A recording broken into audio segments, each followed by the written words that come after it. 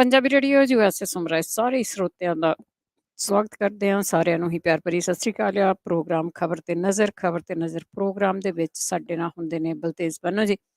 ਦੱਸਦੇ ਨੇ ਭਾਰਤ ਵਿੱਚ ਪੰਜਾਬ ਦੇ ਵਿੱਚ ਕੀ ਕੁਛ ਵਾਪਰ ਰਿਹਾ, ਖਬਰਾਂ ਆ ਕੀ ਕੁਛ ਉਥਲ ਪੁਥਲ ਚੱਲ ਰਹੀ ਆ, ਉਹਨਾਂ ਤੇ ਵੀ ਨਜ਼ਰ ਮਾਰਾਂਗੇ। ਖਬਰਾਂ ਤੋਂ ਪਹਿਲਾਂ ਧੰਨਵਾਦ ਸਾਡੇ ਸਪਾਂਸਰਸ ਦਾ ਜਿਨ੍ਹਾਂ ਨੇ ਇਸ ਪ੍ਰੋਗਰਾਮ ਨੂੰ ਸਪਾਂਸਰ ਕੀਤਾ, ਸਭ ਤੱਕ ਪਹੁੰਚਾਇਆ। ਪਹਿਲਾਂ ਕੁਝ ਖਬਰਾਂ ਕਰਾਂਗੇ, ਖਬਰਾਂ ਤੋਂ ਬਾਅਦ ਜੇ ਤੁਹਾਡਾ ਵੀ ਕੋਈ ਸਵਾਲ ਹੋਇਆ ਤੁਸੀਂ ਸਵਾਲ ਪੁੱਛ ਸਕੋਗੇ।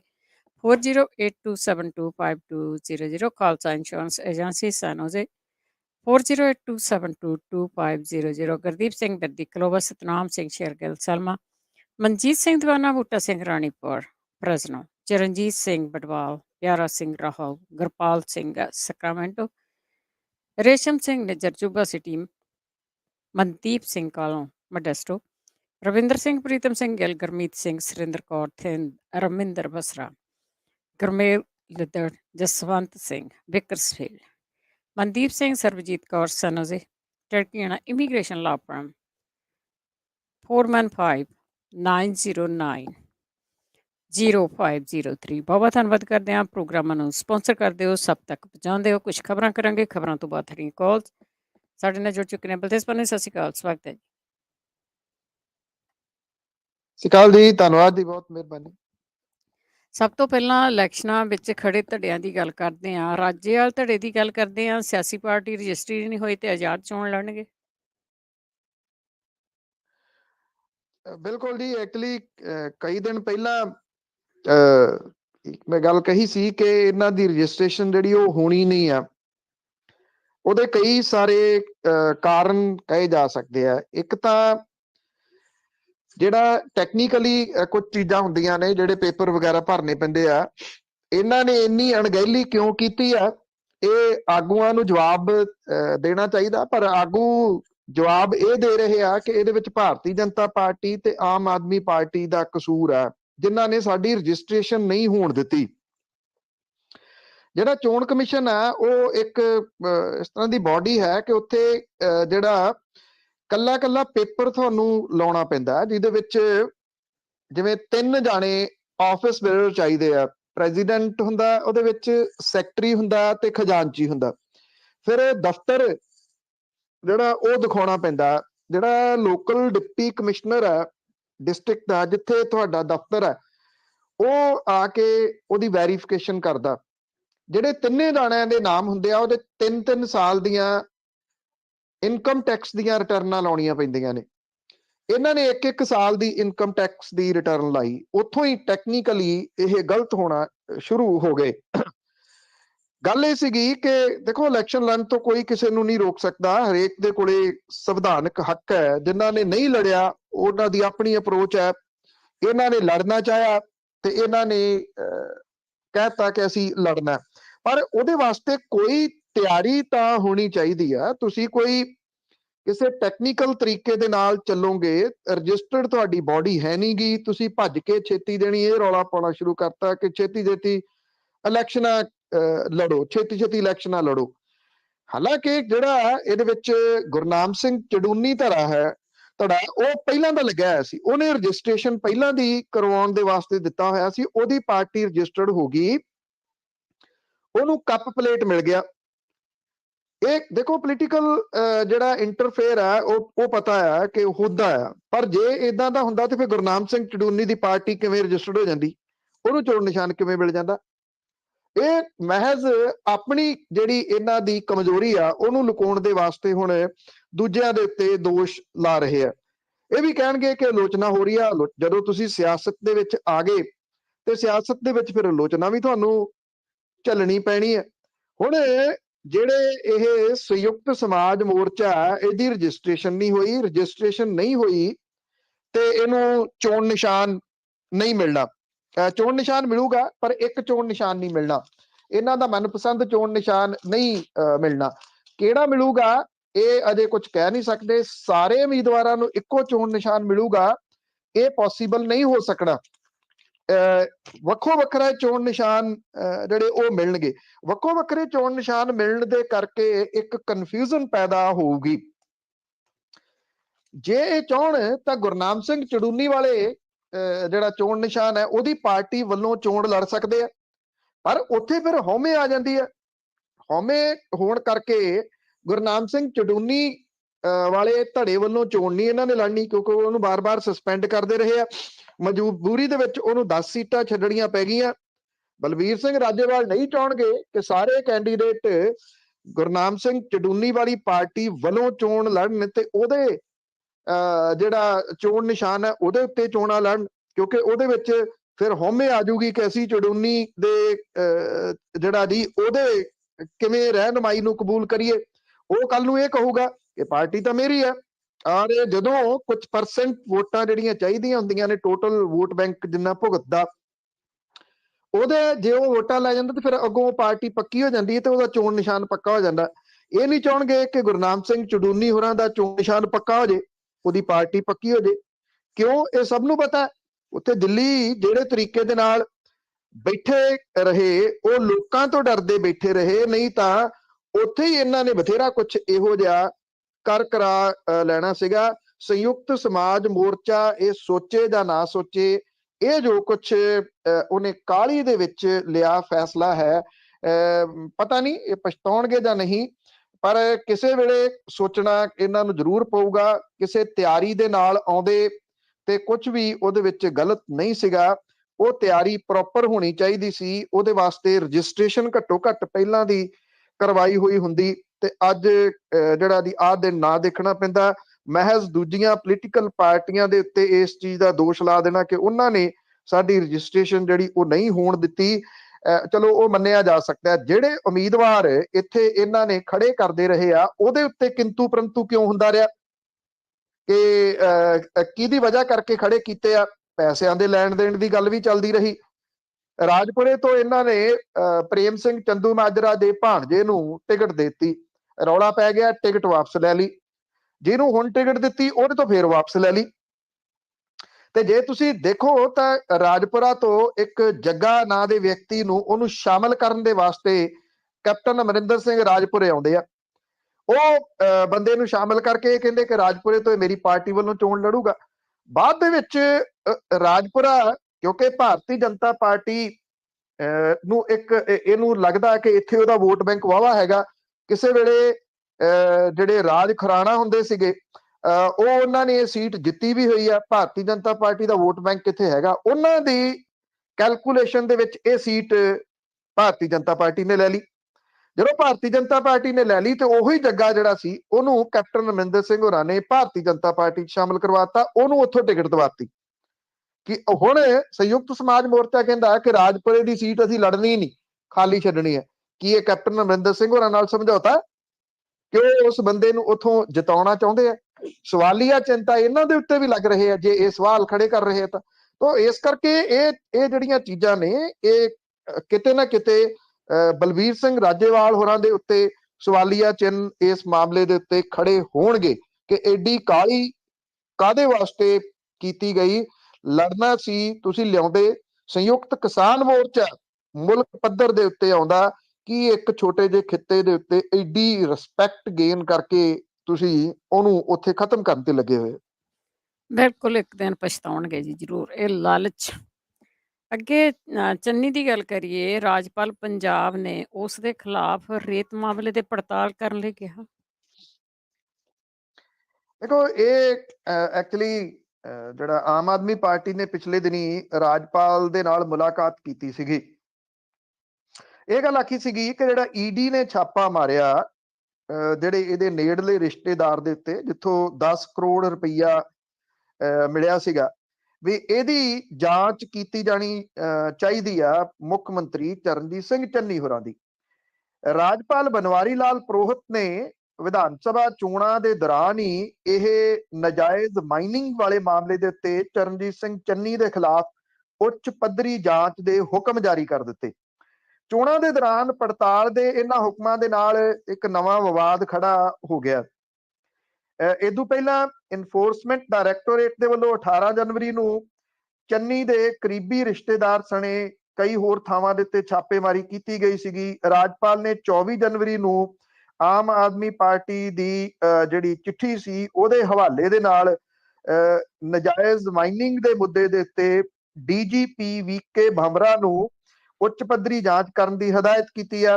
ਡੀਜੀਪੀ ਨੂੰ ਪੜਤਾਲ ਰਿਪੋਰਟ ਸੌਂਪਣ ਲਈ ਵੀ ਕਿਹਾ ਔਰ ਇਹਦੇ ਉੱਤੇ ਜਿਹੜਾ ਮੁੱਖ ਮੰਤਰੀ ਚੰਨੀ ਦੇ ਖਿਲਾਫ ਫੌਜਦਾਰੀ ਮੁਕੱਦਮਾ ਦਰਜ ਕਰਨ ਦੀ ਮੰਗ ਕੀਤੀ ਗਈ ਸੀ। ਖੈਰ ਉਹ ਤਾਂ ਪੜਤਾਲ ਦਾ ਵਿਸ਼ਾ ਹੈ, ਪੜਤਾਲ ਹੋਊਗੀ ਤਾਂ ਉਦੋਂ ਬਾਅਦ ਮੁਕੱਦਮਾ ਦਰਜ ਹੁੰਦਾ ਜਾਂ ਨਹੀਂ ਉਹ ਬਾਅਦ ਵਾਲੀ ਗੱਲ ਹੈ। ਪਰ ਇਹਦਾ ਜਿਹੜਾ ਸਮਾਂ ਚੁਣਿਆ ਗਿਆ ਉਹਦੇ ਉੱਤੇ ਸਵਾਲੀਆ ਚਿੰਨ੍ਹ ਲੱਗਣੇ ਸ਼ੁਰੂ ਹੋ ਗਏ ਨੇ ਕਿ ਸਮਾਂ ਇਹ ਕਿਉਂ ਚੁਣਿਆ ਗਿਆ। ਜਿਹੜੇ ਕਾਂਗਰਸ ਦੇ ਸਾਬਕਾ ਪ੍ਰਧਾਨ ਸੁਨੀਲ ਜਾਖੜ ਹੋਰਾਂ ਨੇ ਰਾਜਪਾਲ ਦੇ ਇਹਨਾਂ ਹੁਕਮਾਂ ਦੇ ਉੱਤੇ ਇਤਰਾਜ਼ ਪ੍ਰਗਟ ਕੀਤਾ। ਜਾਖੜ ਨੇ ਕਿਹਾ ਕਿ ਸੁਪਰੀਮ ਕੋਰਟ ਨੇ ਵੀ ਡਰੱਗ ਕੇਸ ਦਾ ਫੈਸਲਾ ਕਰਨ ਵੇਲੇ ਚੋਣ ਪ੍ਰਕਿਰਿਆ ਨੂੰ ਧਿਆਨ ਦੇ ਵਿੱਚ ਰੱਖਿਆ, ਪਰ ਰਾਜਪਾਲ ਨੇ ਮੁੱਖ ਮੰਤਰੀ ਦੇ ਖਿਲਾਫ ਇਹ ਜਾਂਚ ਦੇ ਹੁਕਮ ਜਾਰੀ ਕਰਨ ਲਈ ਚੋਣਾਂ ਦੇ ਸਮੇਂ ਨੂੰ ਚੁਣਿਆ। ਉਹਨਾਂ ਨੇ ਕਿਹਾ ਕਿ ਪੜਤਾਲ ਕੀਤੇ ਜਾਣ ਦੇ ਉੱਤੇ ਕੋਈ ਇਤਰਾਜ਼ ਨਹੀਂ, ਪਰ ਚੋਣਾਂ ਦੇ ਮੌਕੇ ਇਹ ਪੜਤਾਲ ਦੀ ਟਾਈਮਿੰਗ ਜਿਹੜੀ ਆ ਉਹ ਗਲਤ ਹੈ। ਇਸ ਦੇ ਉੱਤੇ ਉਹਨਾਂ ਨੇ ਚੋਣ ਕਮਿਸ਼ਨ ਨੂੰ ਵੀ ਜਿਹੜਾ ਇਹ ਕਿਹਾ ਕਿ ਅਸੀਂ ਲਿਖਾਂਗੇ ਕਿ ਇਹ ਜਾਂਚ ਰੋਕੀ ਜਾਵੇ, ਚੋਣਾਂ ਤੋਂ ਬਾਅਦ ਜਾਂਚ ਕਰਵਾ ਲਈ ਜਾਵੇ। ਚਰਨਜੀਤ ਸਿੰਘ ਚੰਨੀ ਜਿਨ੍ਹਾਂ ਨੇ 2 ਥਾਵਾਂ ਤੋਂ ਕਾਗਜ਼ ਹੁਣ ਭਰੇ ਆ ਆਪਣੇ ਉਮੀਦਵਾਰੀ ਦੇ, ਇੱਕ ਚਮਕੌਰ ਸਾਹਿਬ ਤੋਂ ਤੇ ਦੂਸਰੇ ਭਦੌੜ ਜਿਹੜਾ ਬਰਨਾਲਾ ਡਿਸਟ੍ਰਿਕਟ ਦੇ ਵਿੱਚ ਪੈਂਦਾ, ਉੱਥੋਂ ਜਾ ਕੇ ਉਹਨਾਂ ਨੇ ਇਹ ਕਾਗਜ਼ ਭਰੇ ਨੇ। ਉਹ ਇਹ ਕਹਿੰਦੇ ਰਹੇ ਆ ਕਿ ਇਹ ਜਿਹੜਾ ਰੇਤ ਮਾਫੀਏ ਵਾਲਾ ਮਾਮਲਾ ਹੈ ਉਹਨਾਂ ਦੇ ਰਿਸ਼ਤੇਦਾਰ ਦੇ ਨਾਲ ਜੁੜਿਆ ਹੋਇਆ, ਉਹਨਾਂ ਦੇ ਘਰੋਂ ਪੈਸੇ ਥੋੜੀ ਮਿਲੇ ਆ, ਪਰ ਰਿਪੋਰਟਾਂ ਇਹ ਕਹਿੰਦੀਆਂ ਨੇ ਕਿ ਉਹਨੂੰ ਸ਼ਹਿ ਕਿਹਦੀ ਸੀਗੀ, ਸਭ ਨੂੰ ਪਤਾ ਕਿਹਦੀ ਸ਼ਹਿ ਦੇ ਉੱਤੇ ਉਹ ਇੰਨੀਆਂ ਖੱਡਾਂ ਦੇ ਉੱਤੇ ਕਬਜ਼ਾ ਕਰੀ ਬੈਠਾ ਸੀ। ਸੱਚੀ ਪੁੱਛੋ ਤਾਂ ਉਸ ਵਿਅਕਤੀ ਨੇ ਜਿਹੜਾ ਹਨੀ ਸੀ ਉਹਨੇ ਇੱਕ ਕਿਸਮ ਦੇ ਨਾਲ ਇਹ ਰੇਤਾ ਵਾਲੇ ਮਾਮਲੇ ਦੇ ਵਿੱਚ ਬਹੁਤ ਵੱਡੇ ਪੱਧਰ ਦੇ ਉੱਤੇ ਆਪਣੇ ਪੈਰ ਪਸਾਰ ਲਏ ਸਨ। ਜੀ ਹੋਰ ਪੈਸਾ ਇੰਨਾ ਸਾਰਾ ਕਿੱਥੋਂ ਆ ਗਿਆ? ਕਿਤੇ ਨਾ ਕਿਤੇ ਤਾਂ ਸੀ।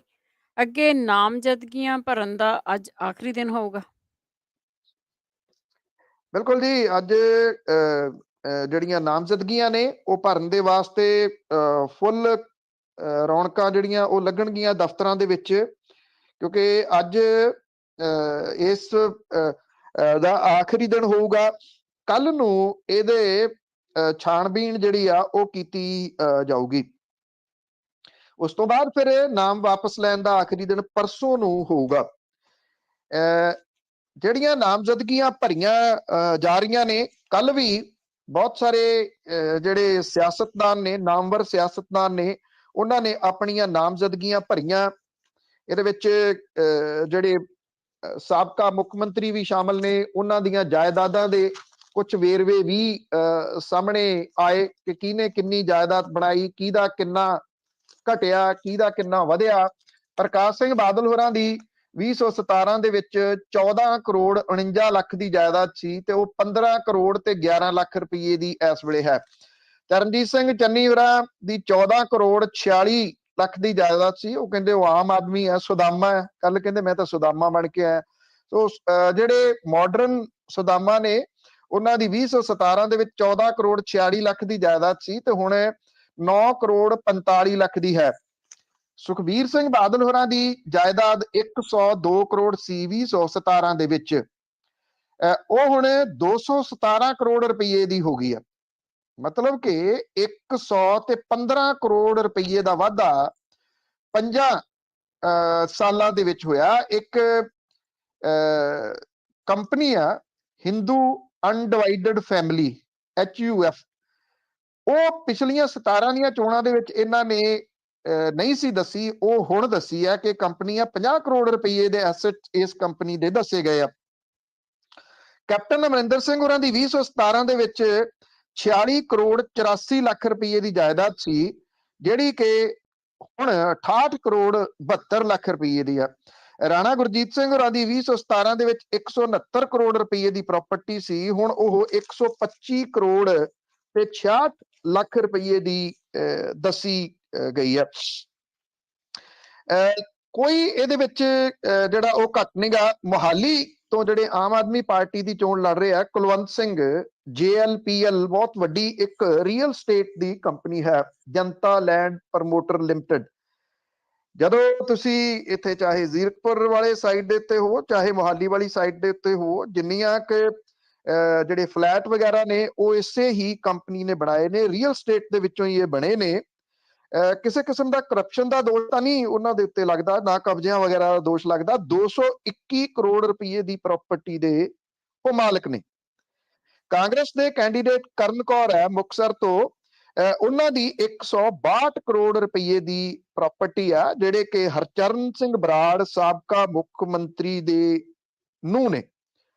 ਉਹਨਾਂ ਦੇ ਪਤੀ ਦੀ 134 ਕਰੋੜ ਰੁਪਏ ਦੀ ਜਾਇਦਾਦ ਹੈ। ਅਸ਼ਵਨੀ ਸ਼ਰਮਾ ਨੇ ਪਠਾਨਕੋਟ ਤੋਂ ਜਿਹੜੀ ਆਪਣੀ ਉਮੀਦਵਾਰੀ ਭਰੀ ਆ, ਉਹਨਾਂ ਦੀ ਕੋ 69 ਲੱਖ ਤੇ 25,000 ਰੁਪਏ ਦੀ ਪ੍ਰਾਪਰਟੀ ਦੱਸੀ ਗਈ ਆ।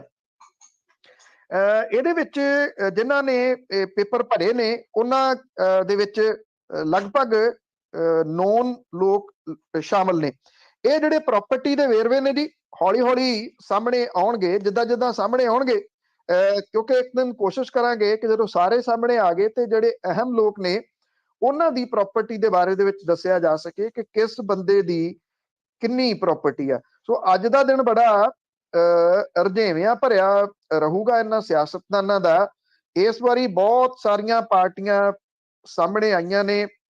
ਸ਼ਾਇਦ ਕਈ ਥਾਵਾਂ ਦੇ ਉੱਤੇ ਇੱਕ ਜਿਹੜੀ VOTING ਮਸ਼ੀਨ ਆ ਉਹਦੇ ਨਾਲ ਨਹੀਂ ਸਰੂਗਾ, ਇੱਕ ਤੋਂ ਜ਼ਿਆਦਾ ਜਿਹੜੀਆਂ VOTING ਮਸ਼ੀਨ ਲਾਉਣੀ ਪਊਗੀ, ਕਿਉਂਕਿ ਇੱਕ ਦੇ ਉੱਤੇ 12 ਜਾਂ 13 ਬਟਨ ਜਿਹੜੇ ਹੁੰਦੇ ਆ, ਤੇ ਉਸ ਤੋਂ ਬਾਅਦ ਜੇ 12-13 ਤੋਂ ਵੀ ਵੱਧ ਗਏ ਤੇ ਫਿਰ ਦੂਜੀ ਮਸ਼ੀਨ ਜਿਹੜੀ ਉਹ ਲਾਉਣੀ ਪਊਗੀ, ਇੰਨੇ ਜ਼ਿਆਦਾ ਬਟਨ ਹੋਣਗੇ।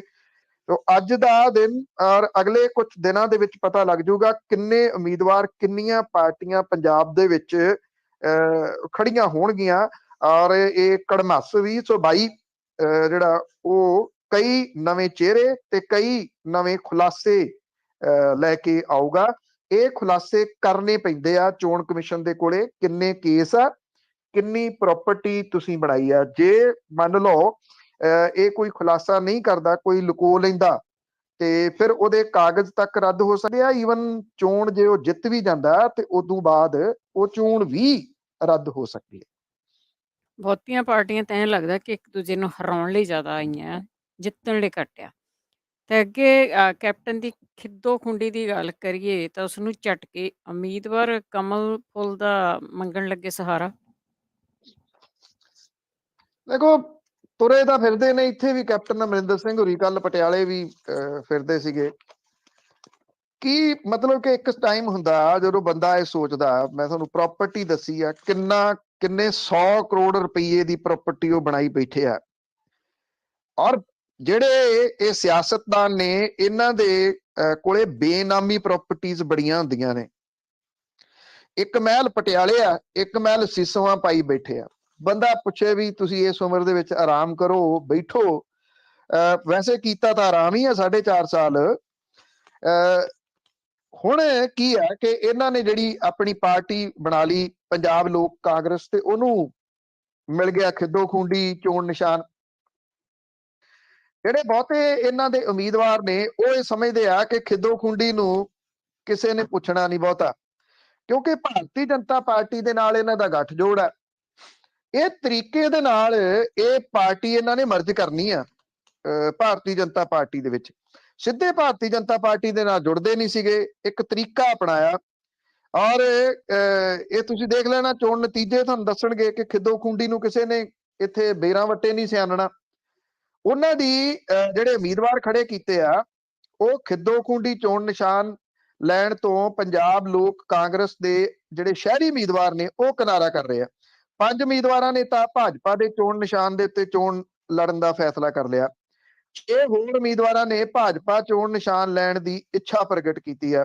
ਪੰਜਾਬ ਲੋਕ ਕਾਂਗਰਸ ਚੋਣਾਂ ਤੋਂ ਪਹਿਲਾਂ, ਕਾਗਜ਼ ਭਰਨ ਤੋਂ ਪਹਿਲਾਂ ਤਿੜਕਣ ਲੱਗੀ ਹੈ। ਕੈਪਟਨ ਅਮਰਿੰਦਰ ਸਿੰਘ ਨੂੰ ਵੱਡੀ ਆਸ ਇਹ ਸੀਗੀ ਕਿ ਜਿਹੜੇ ਕਾਂਗਰਸ ਦੇ ਬਾਗੀ ਹੋਣਗੇ ਉਹ ਤਾਂ ਕਿਤੇ ਗਏ ਨਹੀਂ।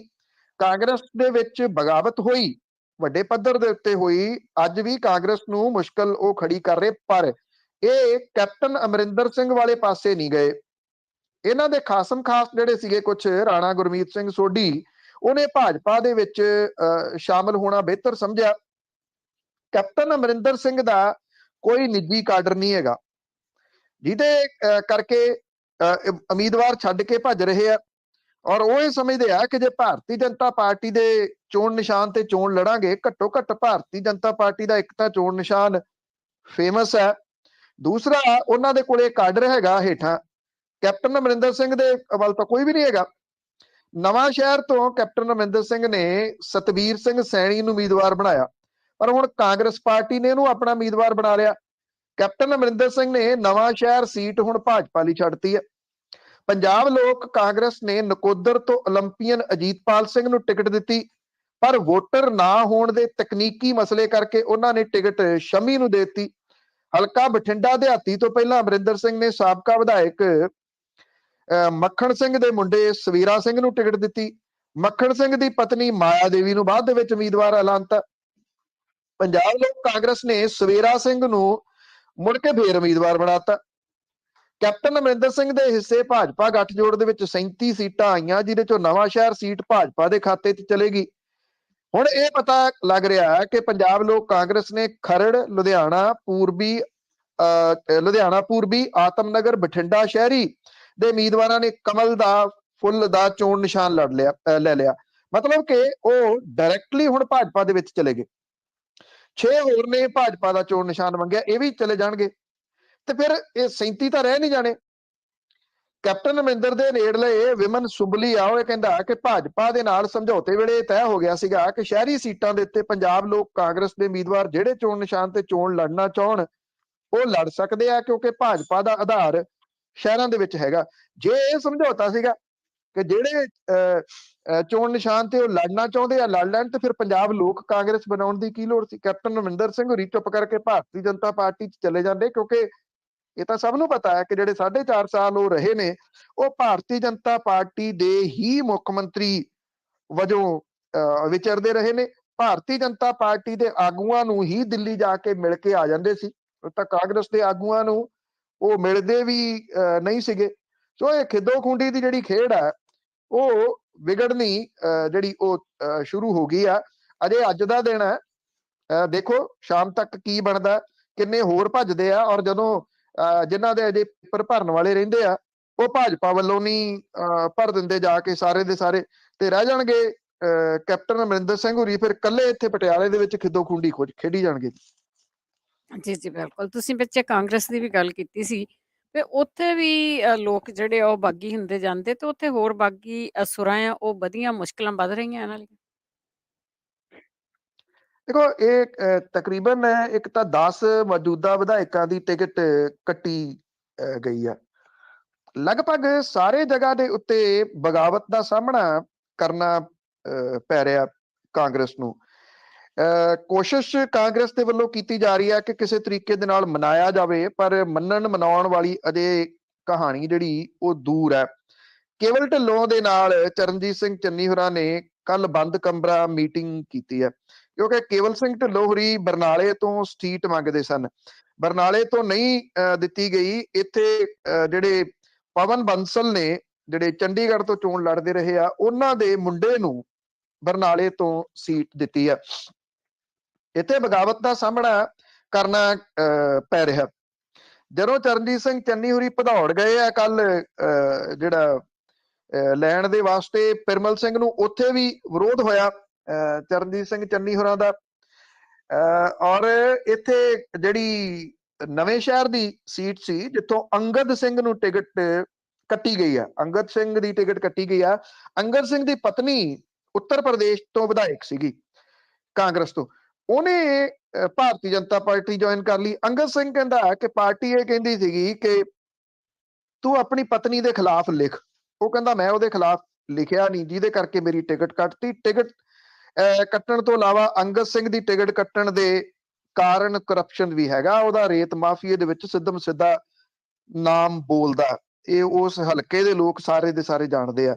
ਤਲਵੰਡੀ ਸਾਬੋ ਤੋਂ ਕਾਂਗਰਸ ਦੇ ਬਾਗੀ ਹਰਮਿੰਦਰ ਸਿੰਘ ਜੱਸੀ ਜਿਹੜੇ 3 ਵਾਰੀ ਵਿਧਾਇਕ ਰਹਿ ਚੁੱਕੇ ਆ, ਉਹਨੇ ਆਜ਼ਾਦ ਉਮੀਦਵਾਰ ਦੇ ਤੌਰ ਦੇ ਉੱਤੇ ਕਾਗਜ਼ ਭਰਤੇ ਆ, ਤੇ ਉਹਨੇ ਸਰਸਾ ਡੇਰੇ ਦੇ ਗੇੜੇ ਵੀ ਕੱਢੇ ਆ। ਇਹ ਕਿਹਾ ਜਾ ਰਿਹਾ ਕਿ ਡੇਰੇ ਦੇ ਪ੍ਰੇਮੀ ਡੇਰਾ ਮੁਖੀ ਦੇ ਕੁੜਮ ਨੂੰ ਜਿਤਾਉਣ ਦੇ ਵਾਸਤੇ ਜ਼ੋਰ ਲਾਉਣਗੇ।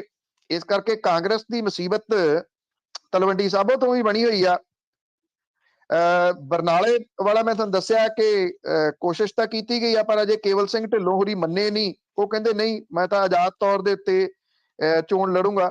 ਸੁਨਾਮ ਤੋਂ ਟਿਕਟ ਤੋਂ ਵਾਂਝੀ ਹੋਈ ਦਮਨ ਬਾਜਵਾ ਨੇ ਸਪਸ਼ਟ ਕਹਿਤਾ ਕਿ ਲੋਕਾਂ ਦੀਆਂ ਆਸਾਂ ਦੇ ਉੱਤੇ ਖਰਾ ਉਤਰਨ ਦੇ ਵਾਸਤੇ ਚੋਣ ਤਾਂ ਉਹਨੂੰ ਲੜਨੀ ਪਊਗੀ, ਕਿਉਂਕਿ ਉਹ ਇਹ ਸਮਝਦੀ ਆ ਕਿ ਜਿੰਨੀ ਵੀ ਉਹ ਵੋਟ ਲਿਜਾਣਗੇ ਉਹ ਦੱਸਣ ਦੇ ਵਾਸਤੇ ਸਫਲ ਰਹਿਣਗੇ ਕਿ ਕਾਂਗਰਸ ਦੇ ਵਿੱਚ ਉਹਨਾਂ ਨੇ ਕੰਮ ਕੀਤਾ, ਔਰ ਕੰਮ ਕੀਤਾ ਵੀ ਆ। ਉਹ ਲਗਾਤਾਰ ਸੁਨਾਮ ਹਲਕੇ ਦੇ ਵਿੱਚ ਐਕਟਿਵ ਰਹੀ ਆ ਪਿਛਲੇ ਸਮੇਂ ਦੇ ਦੌਰਾਨ। ਹਲਕਾ ਖਡੂਰ ਸਾਹਿਬ ਤੋਂ MP ਜਿਹੜੇ ਨੇ ਜਸਵੀਰ ਸਿੰਘ ਡਿੰਪਾ, ਉਹ ਆਪਣੇ ਮੁੰਡੇ ਲਈ ਟਿਕਟ ਲੈਣਾ ਚਾਹੁੰਦੇ ਸੀਗੇ। ਕਾਂਗਰਸ ਨੇ ਰਮਨਦੀਪ ਸਿੰਘ ਸਿੱਕੀ ਨੂੰ ਉਮੀਦਵਾਰ ਬਣਾਤਾ। ਖਡੂਰ ਸਾਹਿਬ ਹਲਕੇ ਤੋਂ ਜਿਹੜੇ ਡਿੰਪਾ ਨੇ, ਉਹਨੇ ਆਪਣੇ ਭਰਾ ਦੇ ਉਹਦੇ ਭਰਾ ਨੇ ਚੋਣ ਲੜਨ ਦਾ ਐਲਾਨ ਕਰਤਾ। ਸੁਲਤਾਨਪੁਰ ਲੋਧੀ ਤੋਂ ਰਾਣਾ ਗੁਰਜੀਤ ਸਿੰਘ ਦਾ ਮੁੰਡਾ ਆਜ਼ਾਦ ਤੌਰ ਦੇ ਉੱਤੇ ਡਟ ਗਿਆ। ਤ੍ਰਿਪਤ ਰਜਿੰਦਰ ਸਿੰਘ ਬਾਜਵਾ ਨੇ ਬਟਾਲਾ ਹਲਕੇ ਤੋਂ ਆਪਣੇ ਮੁੰਡੇ ਨੂੰ ਆਜ਼ਾਦ ਉਮੀਦਵਾਰ ਚੋਣ ਲੜਾਉਣ ਦਾ ਐਲਾਨ ਕੀਤਾ। ਜਿਹੜੇ ਕਾਂਗਰਸ ਨੂੰ ਅੰਦਰੋਂ ਇਸ ਵਾਰੀ ਵਾਹਵਾ ਜਿਹੜੀ ਉਹ ਬਗਾਵਤ ਦਾ ਸਾਹਮਣਾ ਕਰਨਾ ਪੈ ਰਿਹਾ, ਬਠਿੰਡਾ ਸ਼ਹਿਰੀ ਹਲਕਾ, ਜਿੱਥੇ ਮਨਪ੍ਰੀਤ ਸਿੰਘ ਬਾਦਲ ਅਜੇ ਤੱਕ ਕੈਬਨਿਟ ਮੰਤਰੀ ਰਾਜਾ ਵੜਿੰਗ ਦੇ ਸਾਥੀ ਉਹਨਾਂ ਦੇ ਨਾਲ ਨਹੀਂ ਤੁਰੇ। ਮਨਪ੍ਰੀਤ ਦੇ ਹਮਾਇਤੀ ਗਿੱਦੜਬਾਹਾ ਹਲਕੇ ਦੇ ਵਿੱਚ ਰਾਜਾ ਵੜਿੰਗ ਦੀ ਹਮਾਇਤ ਦੇ ਵਿੱਚ ਨਹੀਂ ਨਿਤਰੇ। ਮਨਪ੍ਰੀਤ ਬਾਦਲ ਨੂੰ ਇੱਥੇ ਬਠਿੰਡਾ ਸ਼ਹਿਰੀ ਹਲਕੇ ਤੋਂ ਤਕੜੇ ਝਟਕੇ ਇਸ ਵਾਰੀ ਲੱਗਣ ਦੇ ਆਸਾਰ ਨੇ, ਕਿਉਂਕਿ ਇੱਥੇ ਉਹਨਾਂ ਦੇ ਖਾਸਮ ਖਾਸ ਜਿਹੜੇ ਸਾਥੀ ਰਹੇ ਨੇ ਉਹ ਆਮ ਆਦਮੀ ਪਾਰਟੀ ਦੇ ਵਿੱਚ ਚਲੇ ਗਏ, ਕਿਉਂਕਿ ਉਹਨਾਂ ਨੂੰ ਜਿਹੜਾ ਇਹਨਾਂ ਮੇਅਰ ਬਣਾਉਣ ਦਾ ਲਾਰਾ ਲਾਇਆ ਸੀਗਾ, ਮੇਅਰ ਕਿਸੇ ਹੋਰ ਨੂੰ ਬਣਾਤਾ। ਜਗਰੂਪ ਸਿੰਘ ਗਿੱਲ ਹੋਰੀ ਆਮ ਆਦਮੀ ਪਾਰਟੀ ਚਲੇ ਗਏ ਤੇ ਇਸ ਵੇਲੇ ਉਹ ਬਠਿੰਡਾ ਸ਼ਹਿਰੀ ਤੋਂ ਜੇ ਚੋਣ ਪ੍ਰਚਾਰ ਦੇ ਰੂਪ ਦੇ ਵਿੱਚ ਦੇਖਿਆ ਜਾਵੇ ਤੇ ਲੋਕਾਂ ਦੀ ਸਿੰਪਤੀ ਜਗਰੂਪ ਸਿੰਘ ਗਿੱਲ ਹੋਰਾਂ ਦੇ ਨਾਲ ਵੱਡੀ ਬਣਦੀ ਦੀਦੀ ਹੈ। ਉਧਰ ਮਨਪ੍ਰੀਤ ਸਿੰਘ ਬਾਦਲ ਹੋਰੀ ਜਿੰਨੀ ਮਿਹਨਤ ਆਪਣੇ ਬਠਿੰਡਾ ਸ਼ਹਿਰੀ ਹਲਕੇ ਦੀ ਕਰ ਰਹੇ ਆ, ਉਦੋਂ ਵੱਧ ਮਿਹਨਤ ਰਾਜਾ ਵੜਿੰਗ ਨੂੰ ਹਰਾਉਣ ਦੇ ਵਾਸਤੇ ਗਿੱਦੜਬਾਹਾ 'ਚ ਕਰੀ ਜਾਂਦੇ ਆ। ਆਪਣੇ ਹਮਾਇਤੀਆਂ ਦੀਆਂ ਡਿਊਟੀਆਂ ਲਾਈਆਂ ਹੋਈਆਂ ਨੇ। ਗੁਰੂ ਹਰ ਸਹਾਏ ਤੋਂ ਕਾਂਗਰਸ ਦੇ ਸਕੱਤਰ ਤੇ ਜ਼ਿਲ੍ਹਾ ਪ੍ਰੀਸ਼ਦ ਫਿਰੋਜ਼ਪੁਰ ਦੇ ਸਾਬਕਾ ਚੇਅਰਮੈਨ ਹੰਸਰਾਜ ਨੇ ਜਿਹੜਾ ਉਹ ਅਕਾਲੀ ਦਲ ਦੇ ਵਿੱਚ ਸ਼ਮੂਲੀਅਤ ਕਰ ਲਈ ਹੈ। ਅਮਰਜੀਤ ਸਿੰਘ ਟਿੱਕਾ ਨੇ ਕਾਂਗਰਸ ਦੀ ਮੁੱਢਲੀ ਮੈਂਬਰਸ਼ਿਪ ਤੋਂ ਅਸਤੀਫਾ ਦੇ ਦਿੱਤਾ। ਜਿਹੜੇ ਪੰਜਾਬ ਲਘੂ ਉਦਯੋਗ ਵਿਕਾਸ ਬੋਰਡ ਦੇ ਚੇਅਰਮੈਨ ਕ੍ਰਿਸ਼ਨ ਕੁਮਾਰ ਬਾਵਾ ਨੇ, ਉਹਨਾਂ ਨੇ ਲੁਧਿਆਣਾ ਪੱਛਮੀ ਤੋਂ ਆਜ਼ਾਦ ਚੋਣ ਲੜਨ ਦੇ ਵਾਸਤੇ ਬਿਗਲ ਵਜਾਤਾ ਜੀ। ਸਾਹਨੇਵਾਲ ਤੋਂ ਸਤਵਿੰਦਰ ਬਿੱਟੀ, ਅਟਾਰੀ ਤੋਂ ਤਰਸੇਮ ਸਿੰਘ DC ਨੇ ਅਜੇ ਪੱਤੇ ਨਹੀਂ ਖੋਲੇ। ਅੱਜ ਉਹ ਜਿਹੜਾ ਉਮੀਦਵਾਰ ਦੇ ਵਜੋਂ ਭਰ ਸਕਦੇ ਆ ਪਰਚਾ। ਡਾਕਟਰ ਮਨੋਹਰ ਸਿੰਘ ਜਿਹੜੇ ਚਰਨਜੀਤ ਸਿੰਘ ਚੰਨੀ ਦੇ ਭਰਾ ਨੇ, ਉਹਨੇ ਬਸੀ ਪਠਾਣਾ ਤੋਂ। ਅਮਰੀਕ ਸਿੰਘ ਢਿੱਲੋਂ ਨੇ ਹਲਕਾ ਸਮਰਾਲਾ ਤੋਂ ਆਜ਼ਾਦ ਉਮੀਦਵਾਰ ਦੇ ਤੌਰ ਦੇ ਉੱਤੇ ਆਪਣੇ ਕਾਗਜ਼ ਭਰ ਦਿੱਤੇ ਨੇ। ਸੋ ਕਾਂਗਰਸ ਨੂੰ ਇਸ ਸਾਰੀ ਬਗਾਵਤ ਦਾ ਸਾਹਮਣਾ ਇਸ ਵੇਲੇ ਕਰਨਾ ਪੈ ਰਿਹਾ, ਲਗਭਗ 15 ਸੀਟਾਂ ਦੇ ਉੱਤੇ। ਇਹਦੇ ਚੋਂ ਕਿੰਨੀਆਂ ਨੂੰ ਕਾਂਗਰਸ ਮਨਾ ਲੈਂਦੀ ਹੈ, ਇਹ ਅੱਜ ਪਤਾ ਲੱਗੂਗਾ ਜਾਂ 2 ਦਿਨ ਬਾਅਦ, ਜਦੋਂ ਕਾਗਜ਼ ਵਾਪਸ ਲੈਣ ਦਾ ਸਮਾਂ ਹੋਊਗਾ। ਕਾਂਗਰਸ ਦੀ ਬਹੁਤੀ ਜਿਹੜੀ એનર્ਜੀ ਆ ਉਹ ਇਸ ਗੱਲ ਦੇ ਉੱਤੇ ਹੀ ਲੱਗ ਰਹੀ ਆ ਕਿ ਇਹਨਾਂ ਬਾਗੀਆਂ ਨੂੰ ਮਨਾਇਆ ਕਿਵੇਂ ਜਾਵੇ। ਵੋਟਾਂ ਦੇ ਦਿਨਾਂ 'ਚ ਨਹੀਂ ਜੀ ਮੰਨਦੇ, ਅੱਗੇ ਪਿੱਛੇ ਤਾਂ ਸਾਰੇ ਮੰਨ ਜਾਂਦੇ। ਤਾਂ ਸਰੋਤੇ ਕਾਲ ਕਰ ਸਕਦੇ ਹੋ 4082725200। ਅੱਗੇ ਕਿਸਾਨਾਂ ਨੇ ਪੂਰੇ ਮੁਲਕ ਵਿੱਚ ਵਿਸ਼ਵਾਸਘਾਤ ਦਿਵਸ ਮਨਾਇਆ। ਦੇਖੋ, ਇਹ ਜਿਹੜਾ ਵਿਸ਼ਵਾਸਘਾਤ ਦਿਵਸ ਸੀਗਾ ਉਹ ਇਸ ਕਰਕੇ ਮਨਾਇਆ ਗਿਆ ਕਿ ਸਰਕਾਰ ਨੇ 3 ਖੇਤੀ ਕਾਨੂੰਨ ਤਾਂ ਵਾਪਸ ਲੈ ਲਏ, ਔਰ ਇਹਨਾਂ 3 ਖੇਤੀ ਕਾਨੂੰਨਾਂ ਨੂੰ ਵਾਪਸ ਲੈਣ ਤੋਂ ਬਾਅਦ ਜਿਹੜੇ ਕੁਝ ਵਾਅਦੇ ਕੀਤੇ ਗਏ ਸੀ ਕਿਸਾਨਾਂ ਦੇ ਨਾਲ ਉਹ ਪੂਰੇ ਨਹੀਂ ਕੀਤੇ ਗਏ। ਇੱਕ ਤਾਂ ਜਿਹੜੇ ਕੇਸ ਵਾਪਸ ਲੈਣੇ ਸੀ, ਅਜੇ ਤੱਕ ਕੇਸ ਵਾਪਸ ਨਹੀਂ ਹੋਏ। ਜਿਹੜੇ ਕਿਸਾਨਾਂ ਦੀ ਮੌਤ ਹੋ ਗਈ ਸੀ ਅੰਦੋਲਨ ਦੇ ਦੌਰਾਨ, ਉਹਨਾਂ ਦੇ ਪਰਿਵਾਰਾਂ ਨੂੰ ਮੁਆਵਜ਼ਾ ਦੇਣਾ ਸੀ, ਜਿਹੜਾ ਕਿ ਸੂਬਿਆਂ ਦੇ ਉੱਤੇ ਛੱਡਿਆ ਗਿਆ ਸੀ, ਤੇ ਨੌਕਰੀ ਦੇਣੀ ਸੀ, ਇਹ ਵੀ ਸੂਬੇ ਦੇ ਉੱਤੇ ਛੱਡੀ ਗਈ ਸੀ। ਤੋ ਉਹ ਅਜੇ ਕੋਈ ਵਾਅਦਾ ਪੂਰਾ ਨਹੀਂ ਹੋਇਆ। MSP ਦੇ ਮਾਮਲੇ ਦੇ ਉੱਤੇ ਇੱਕ ਕਮੇਟੀ ਬਣਾਉਣੀ ਸੀ, ਲਿਖਤੀ ਰੂਪ ਤੇ ਐਲਾਨ ਤਾਂ ਕਰ ਦਿੱਤਾ ਕਿ ਕਮੇਟੀ ਬਣੂਗੀ, ਬਣੀ ਅੱਜ ਤੱਕ ਨਹੀਂ। ਕਿਸਾਨਾਂ ਨੇ ਮੁਲਕ ਭਰ ਦੇ ਵਿੱਚ ਵਿਸ਼ਵਾਸਘਾਤ ਦਿਵਸ ਮਨਾਇਆ। ਥਾਂ ਥਾਂ ਦੇ ਉੱਤੇ ਕਿਸਾਨਾਂ ਨੇ ਵੱਡੇ ਰੋਸ ਮੁਜ਼ਾਹਰੇ ਕੀਤੇ, ਰੋਸ ਰੈਲੀਆਂ ਕੱਢੀਆਂ। ਸਭ ਤੋਂ ਸਟਰੋਂਗ ਜਿਹੜੀਆਂ ਰੋਸ ਰੈਲੀਆਂ ਸੀਗੀਆਂ ਉਹ ਹਰਿਆਣੇ ਦੇ ਵਿੱਚ, ਪੰਜਾਬ ਦੇ ਵਿੱਚ, ਉੱਤਰ ਪ੍ਰਦੇਸ਼ ਦੇ ਵਿੱਚ ਨਿਕਲੀਆਂ। ਬਿਨਾਂ ਕਿਸੇ ਸ਼ੱਕ ਦੇ ਪੰਜਾਬ ਦੇ ਵਿੱਚ ਥੋੜਾ ਅਸਰ ਇਸ ਕਰਕੇ ਪਿਆ ਕਿ ਰਾਜੇਆਲ ਧੜਾ ਤੇ ਉਹਨਾਂ ਦੇ ਨਾਲ ਗਏ ਜਿਹੜੇ ਕਿਸਾਨ ਧੜੇ ਵਾਲੇ ਨੇ, ਉਹ ਇਸ ਵਿਸ਼ਵਾਸਘਾਤ ਦਿਵਸ ਦੇ ਵਿੱਚ ਸ਼ਾਮਲ ਨਹੀਂ ਹੋਏ। ਜਿਹੜੇ ਧੜੇ ਚੋਣਾਂ ਨਹੀਂ ਲੜ ਰਹੇ ਉਹਨਾਂ ਨੇ ਇਹ ਰੋਸ ਰੈਲੀਆਂ, ਰੋਸ ਮੁਜ਼ਾਹਰੇ ਕੱਢੇ। ਹਰਿਆਣੇ ਦੇ ਵਿੱਚ ਖਾਪ ਪੰਚਾਇਤਾਂ ਨੇ ਇਹ ਰੋਸ ਰੈਲੀਆਂ ਕੱਢੀਆਂ, ਬਹੁਤ ਸਟਰੋਂਗ ਰੋਸ ਰੈਲੀਆਂ ਸੀ। ਖਾਪ ਪੰਚਾਇਤਾਂ ਨੇ ਇੱਥੋਂ ਤੱਕ ਕਹਿਤਾ ਕਿ ਜੇ ਦੁਬਾਰਾ ਦਿੱਲੀ ਦੀਆਂ ਸਰਹੱਦਾਂ ਨੂੰ ਜਾਮ ਕਰਨਾ ਪਿਆ ਤੇ ਬਸ ਥੋੜਾ ਜਿਹਾ ਸਮਾਂ ਲੱਗਣਾ, ਅਸੀਂ ਜਾ ਕੇ ਉੱਥੇ ਫੇਰ ਬਹਿ ਜਾਾਂਗੇ। ਰਾਕੇਸ਼ ਟਕੈਤ ਹੋਰਾਂ ਨੇ ਇਹ ਗੱਲ ਆਖੀ ਕਿ ਕਿਸਾਨਾਂ ਨੂੰ ਇੱਕ ਲੰਮੇ ਅੰਦੋਲਨ ਦੇ ਵਾਸਤੇ ਤਿਆਰ ਰਹਿਣਾ ਚਾਹੀਦਾ। ਇਹ ਜਿਹੜੀਆਂ ਰੋਸ ਰੈਲੀਆਂ, ਰੋਸ ਮੁਜ਼ਾਹਰੇ ਸੀਗੇ, ਇਹ ਪੰਜਾਬ, ਹਰਿਆਣਾ, ਉੱਤਰ ਪ੍ਰਦੇਸ਼ ਤੋਂ ਬਾਹਰ ਨਿਕਲ ਕੇ ਰਾਜਸਥਾਨ, ਉਸ ਤੋਂ ਇਲਾਵਾ ਕਰਨਾਟਕ, ਬਿਹਾਰ, ਗੁਜਰਾਤ ਦੇ ਵਿੱਚ ਵੀ ਰੋਸ ਰੈਲੀਆਂ ਨਿਕਲੀਆਂ। ਥਾਂ ਥਾਂ ਦੇ ਉੱਤੇ ਕਿਸਾਨਾਂ ਨੇ MSP ਨੂੰ ਲੈ ਕੇ ਇਹ ਰੋਸ ਰੈਲੀਆਂ ਕੀਤੀਆਂ। ਕਿਸਾਨ ਅੰਦੋਲਨ ਦੀ ਜਿਹੜੀ ਪ੍ਰਾਪਤੀ ਆ ਉਹ ਇਹੀ ਆ ਕਿ ਬਾਕੀ ਸੂਬਿਆਂ ਦੇ ਵਿੱਚ ਜਿਹੜੇ ਛੋਟੇ ਕਿਸਾਨ ਸੀ ਉਹਨਾਂ ਨੂੰ MSP ਦੇ ਬਾਰੇ ਦੇ ਵਿੱਚ ਦੱਸਣ ਦੇ ਵਿੱਚ ਸਫਲ ਰਹੇ ਹੋ, ਜਿਹਦੇ ਕਰਕੇ ਇਹ ਵੱਡਾ ਹੁੰਗਾਰਾ ਕੱਲ ਕਿਸਾਨਾਂ ਨੂੰ ਮਿਲਿਆ। ਪਰ ਥੋੜਾ ਜਿਹਾ ਇਸ ਗੱਲ ਦਾ ਅਫਸੋਸ ਵੀ ਹੁੰਦਾ ਕਿ ਇਹ ਕਿਸਾਨ ਅੰਦੋਲਨ ਪੰਜਾਬ ਤੋਂ ਸ਼ੁਰੂ ਹੋਇਆ ਸੀ। ਪੰਜਾਬ ਬੀਂਡੀ ਲੱਗਾ ਸੀ ਔਰ ਪੰਜਾਬ ਨੇ ਬਹੁਤ ਵੱਡੀ ਇੱਕ ਪਹਿਚਾਣ ਪੰਜਾਬ ਦੇ ਕਿਸਾਨਾਂ ਨੇ ਵਿਸ਼ਵ ਪੱਧਰ ਦੇ ਉੱਤੇ ਬਣਾਈ। ਇਹ ਨਹੀਂ ਹੈ ਕਿ ਉਹ ਜਿਹੜੀ ਪਹਿਚਾਣ ਆ ਉਹ ਕੋਈ ਗਵਾਚ ਗਈ ਆ, ਨਹੀਂ, ਇਸ ਤਰ੍ਹਾਂ ਨਹੀਂਗਾ। ਪਰ ਘੱਟੋ ਘੱਟ ਇਹ ਜਿਹੜਾ ਸੰਯੁਕਤ ਕਿਸਾਨ ਮੋਰਚਾ ਨਾ, ਇਹ ਕਿਸੇ ਵੀ ਹਾਲਤ ਦੇ ਵਿੱਚ ਡੋਲਣਾ ਨਹੀਂ ਚਾਹੀਦਾ।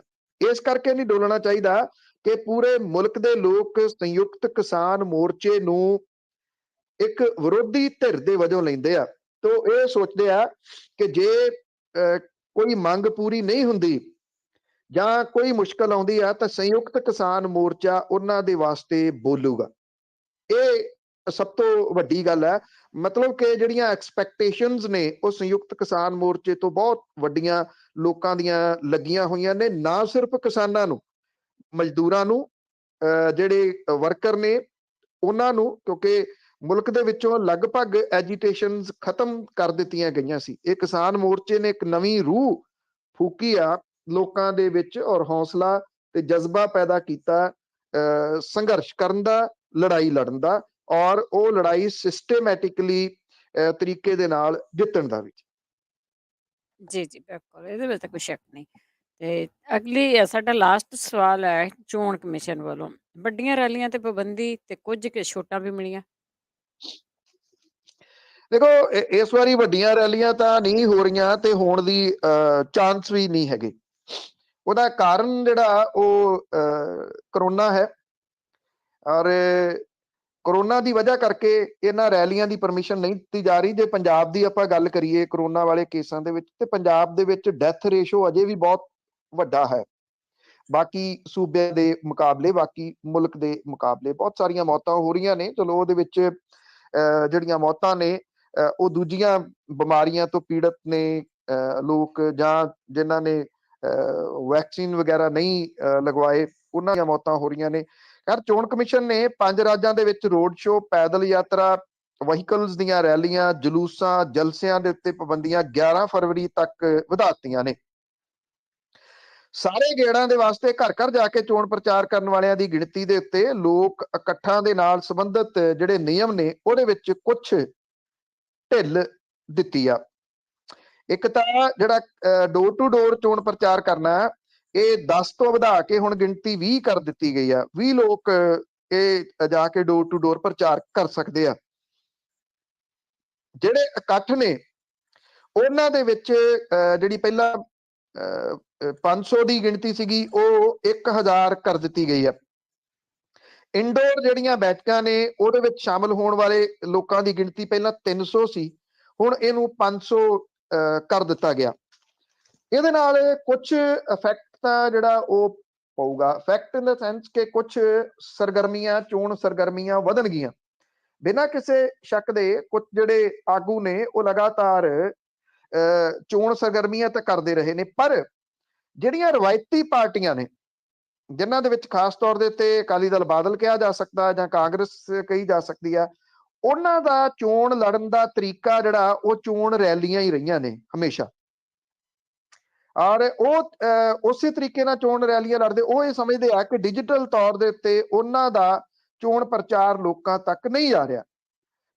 ਹੁਣ ਜਦੋਂ ਕਿ ਆਪਾਂ ਗੱਲ ਕਰ ਰਹੇ ਆ ਤੇ 1 ਫਰਵਰੀ ਅੱਜ ਹੋ ਗਈ ਆ, ਔਰ ਅਗਲੇ ਕੁਝ ਦਿਨ ਜਿਹੜੇ ਨੇ ਉਹ ਬੜੇ ਅਹਿਮ ਰਹਿਣਗੇ। ਖਾਸ ਤੌਰ ਦੇ ਉੱਤੇ ਜਦੋਂ 1000 ਰੈਲੀ ਦੀ ਗੱਲ ਹੋ ਗਈ ਹੈ ਤੇ 1000 ਬੰਦਾ ਵੀ ਬੜਾ ਹੁੰਦਾ ਜੇ ਵੇਖਿਆ ਜਾਵੇ ਤਾਂ, ਪਰ ਇਹ 1000 ਬੰਦਾ ਨਹੀਂ ਦਿਖਾਉਂਦੇ। ਇਹ ਤਾਂ ਇਹ ਦਿਖਾਉਂਦੇ ਆ, ਜਿਵੇਂ ਪ੍ਰਕਾਸ਼ ਸਿੰਘ ਬਾਦਲ ਹੋਰੀ ਅਕਸਰ ਕਹਿੰਦੇ ਇਹ ਰੈਲੀ ਨਹੀਂ, ਇਹ ਰੈਲਾ, ਤੇ ਇਹ ਦੱਸਣ ਦੀ ਕੋਸ਼ਿਸ਼ ਕਰਦੇ ਸੀ ਜੀ ਚਾਰ ਚੁਫੇਰੇ ਜਾਮ ਲੱਗ ਗਏ, ਇਸ ਕਰਕੇ ਏਡੀ ਵੱਡੀ ਰੈਲੀ ਆ ਗਈ, 5 ਲੱਖ ਬੰਦਾ ਇਕੱਠਾ ਕਰਾਂਗੇ, 2 ਲੱਖ ਬੰਦਾ ਇਕੱਠਾ ਕਰਾਂਗੇ, ਲੱਖ ਬੰਦਾ ਇਕੱਠਾ ਕਰਾਂਗੇ। ਉਹ ਇਸ ਵਾਰੀ ਨਹੀਂ ਹੋਣਾ, ਇਹਦੇ ਕਰਕੇ ਖਰਚੇ ਬਹੁਤੇ ਜਿਹੜੇ ਉਹ ਨਹੀਂ ਹੋਣੇ। ਰੈਲੀਆਂ ਦੇ ਵਿੱਚ ਹੀ ਫਿਰ ਸ਼ਰਾਬ ਢੋਈ ਜਾਂਦੀ ਆ, ਜਿਹੜੇ ਰੈਲੀਆਂ ਜਾਂਦੇ ਆ ਉਹਨਾਂ ਨੂੰ ਦਿੱਤੀ ਜਾਂਦੀ ਆ।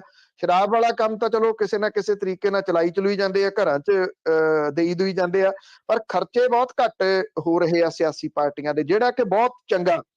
ਕਿਸੇ ਨਾ ਕਿਸੇ ਤਰੀਕੇ ਦੇ ਨਾਲ ਜੇ ਰੈਲੀਆਂ ਦੇ ਉੱਤੇ ਪਾਬੰਦੀ ਲੱਗੀ ਰਹੇ ਤਾਂ ਉਹ ਕਿਤੇ ਬਿਹਤਰ ਹੋਊਗਾ।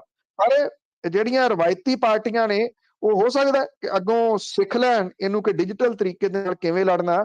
ਇਸ ਵਾਰੀ ਉਹ ਬਹੁਤ ਤਰਲੋ ਮੱਛੀ ਹੋ ਰਹੀਆਂ ਨੇ ਇਸ ਗੱਲ ਨੂੰ ਲੈ ਕੇ ਕਿ ਇਹਦੀ ਪਰਮਿਸ਼ਨ ਮਿਲਣੀ ਚਾਹੀਦੀ ਆ, ਪਰ ਜਿਵੇਂ 11 ਤਰੀਕ ਤੱਕ ਪਾਬੰਦੀ ਲੱਗ ਗਈ ਹੈ, ਇਹਦੇ ਕੋਈ ਚਾਂਸਸ ਨਹੀਂ ਹੈਗੇ ਕਿ ਇਹ ਪਾਬੰਦੀ ਜਿਹੜੀ ਉਹ ਉੱਠੂਗੀ ਔਰ ਖੁੱਲ ਕੇ ਰੈਲੀਆਂ ਕਰਨ ਦੇ ਕੋਈ ਮੌਕੇ ਦਿੱਤੇ ਜਾਣਗੇ। ਜੀ, ਹੋਣੀ ਵੀ ਨਹੀਂ ਚਾਹੀਦੀ। ਤੇ ਸਰੋਤਿਆਂ ਨੇ ਅਸੀਂ ਇੱਕ ਬ੍ਰੇਕ ਤੋਂ ਬਾਅਦ ਤੁਸੀਂ ਕਾਲ ਕਰ ਸਕਦੇ ਹੋ 4082725200 408 272 52 ਤੇ ਕਾਲ ਕਰਕੇ ਤੁਸੀਂ ਕੋਈ ਵੀ ਤੁਹਾਡਾ ਸਵਾਲ ਆ ਉਹ ਪੁੱਛ ਸਕਦੇ ਆ। ਉਹਨੇ ਇੱਕ ਬ੍ਰੇਕ ਤੋਂ ਬਾਅਦ।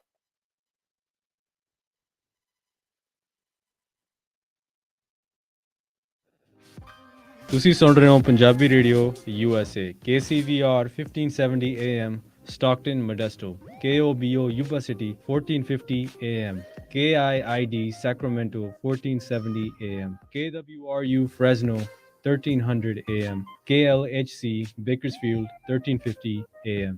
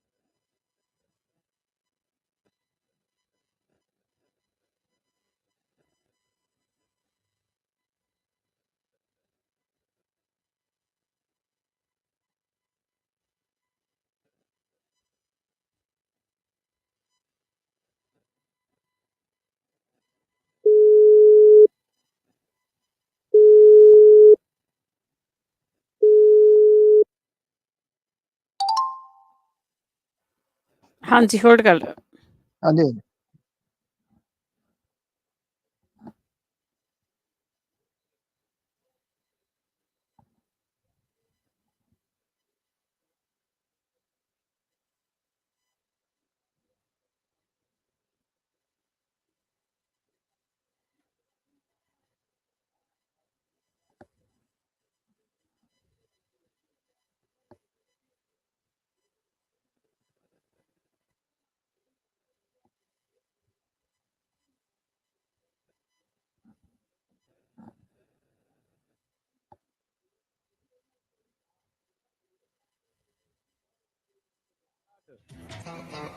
ਸਤਿ ਸ਼੍ਰੀ ਅਕਾਲ।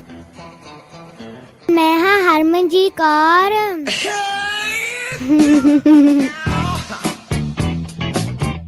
ਮੈਂ ਸੁਣਦੀ ਹਾਂ ਤੇ ਤੁਸੀਂ ਵੀ ਸੁਣਦੇ ਰਹੋ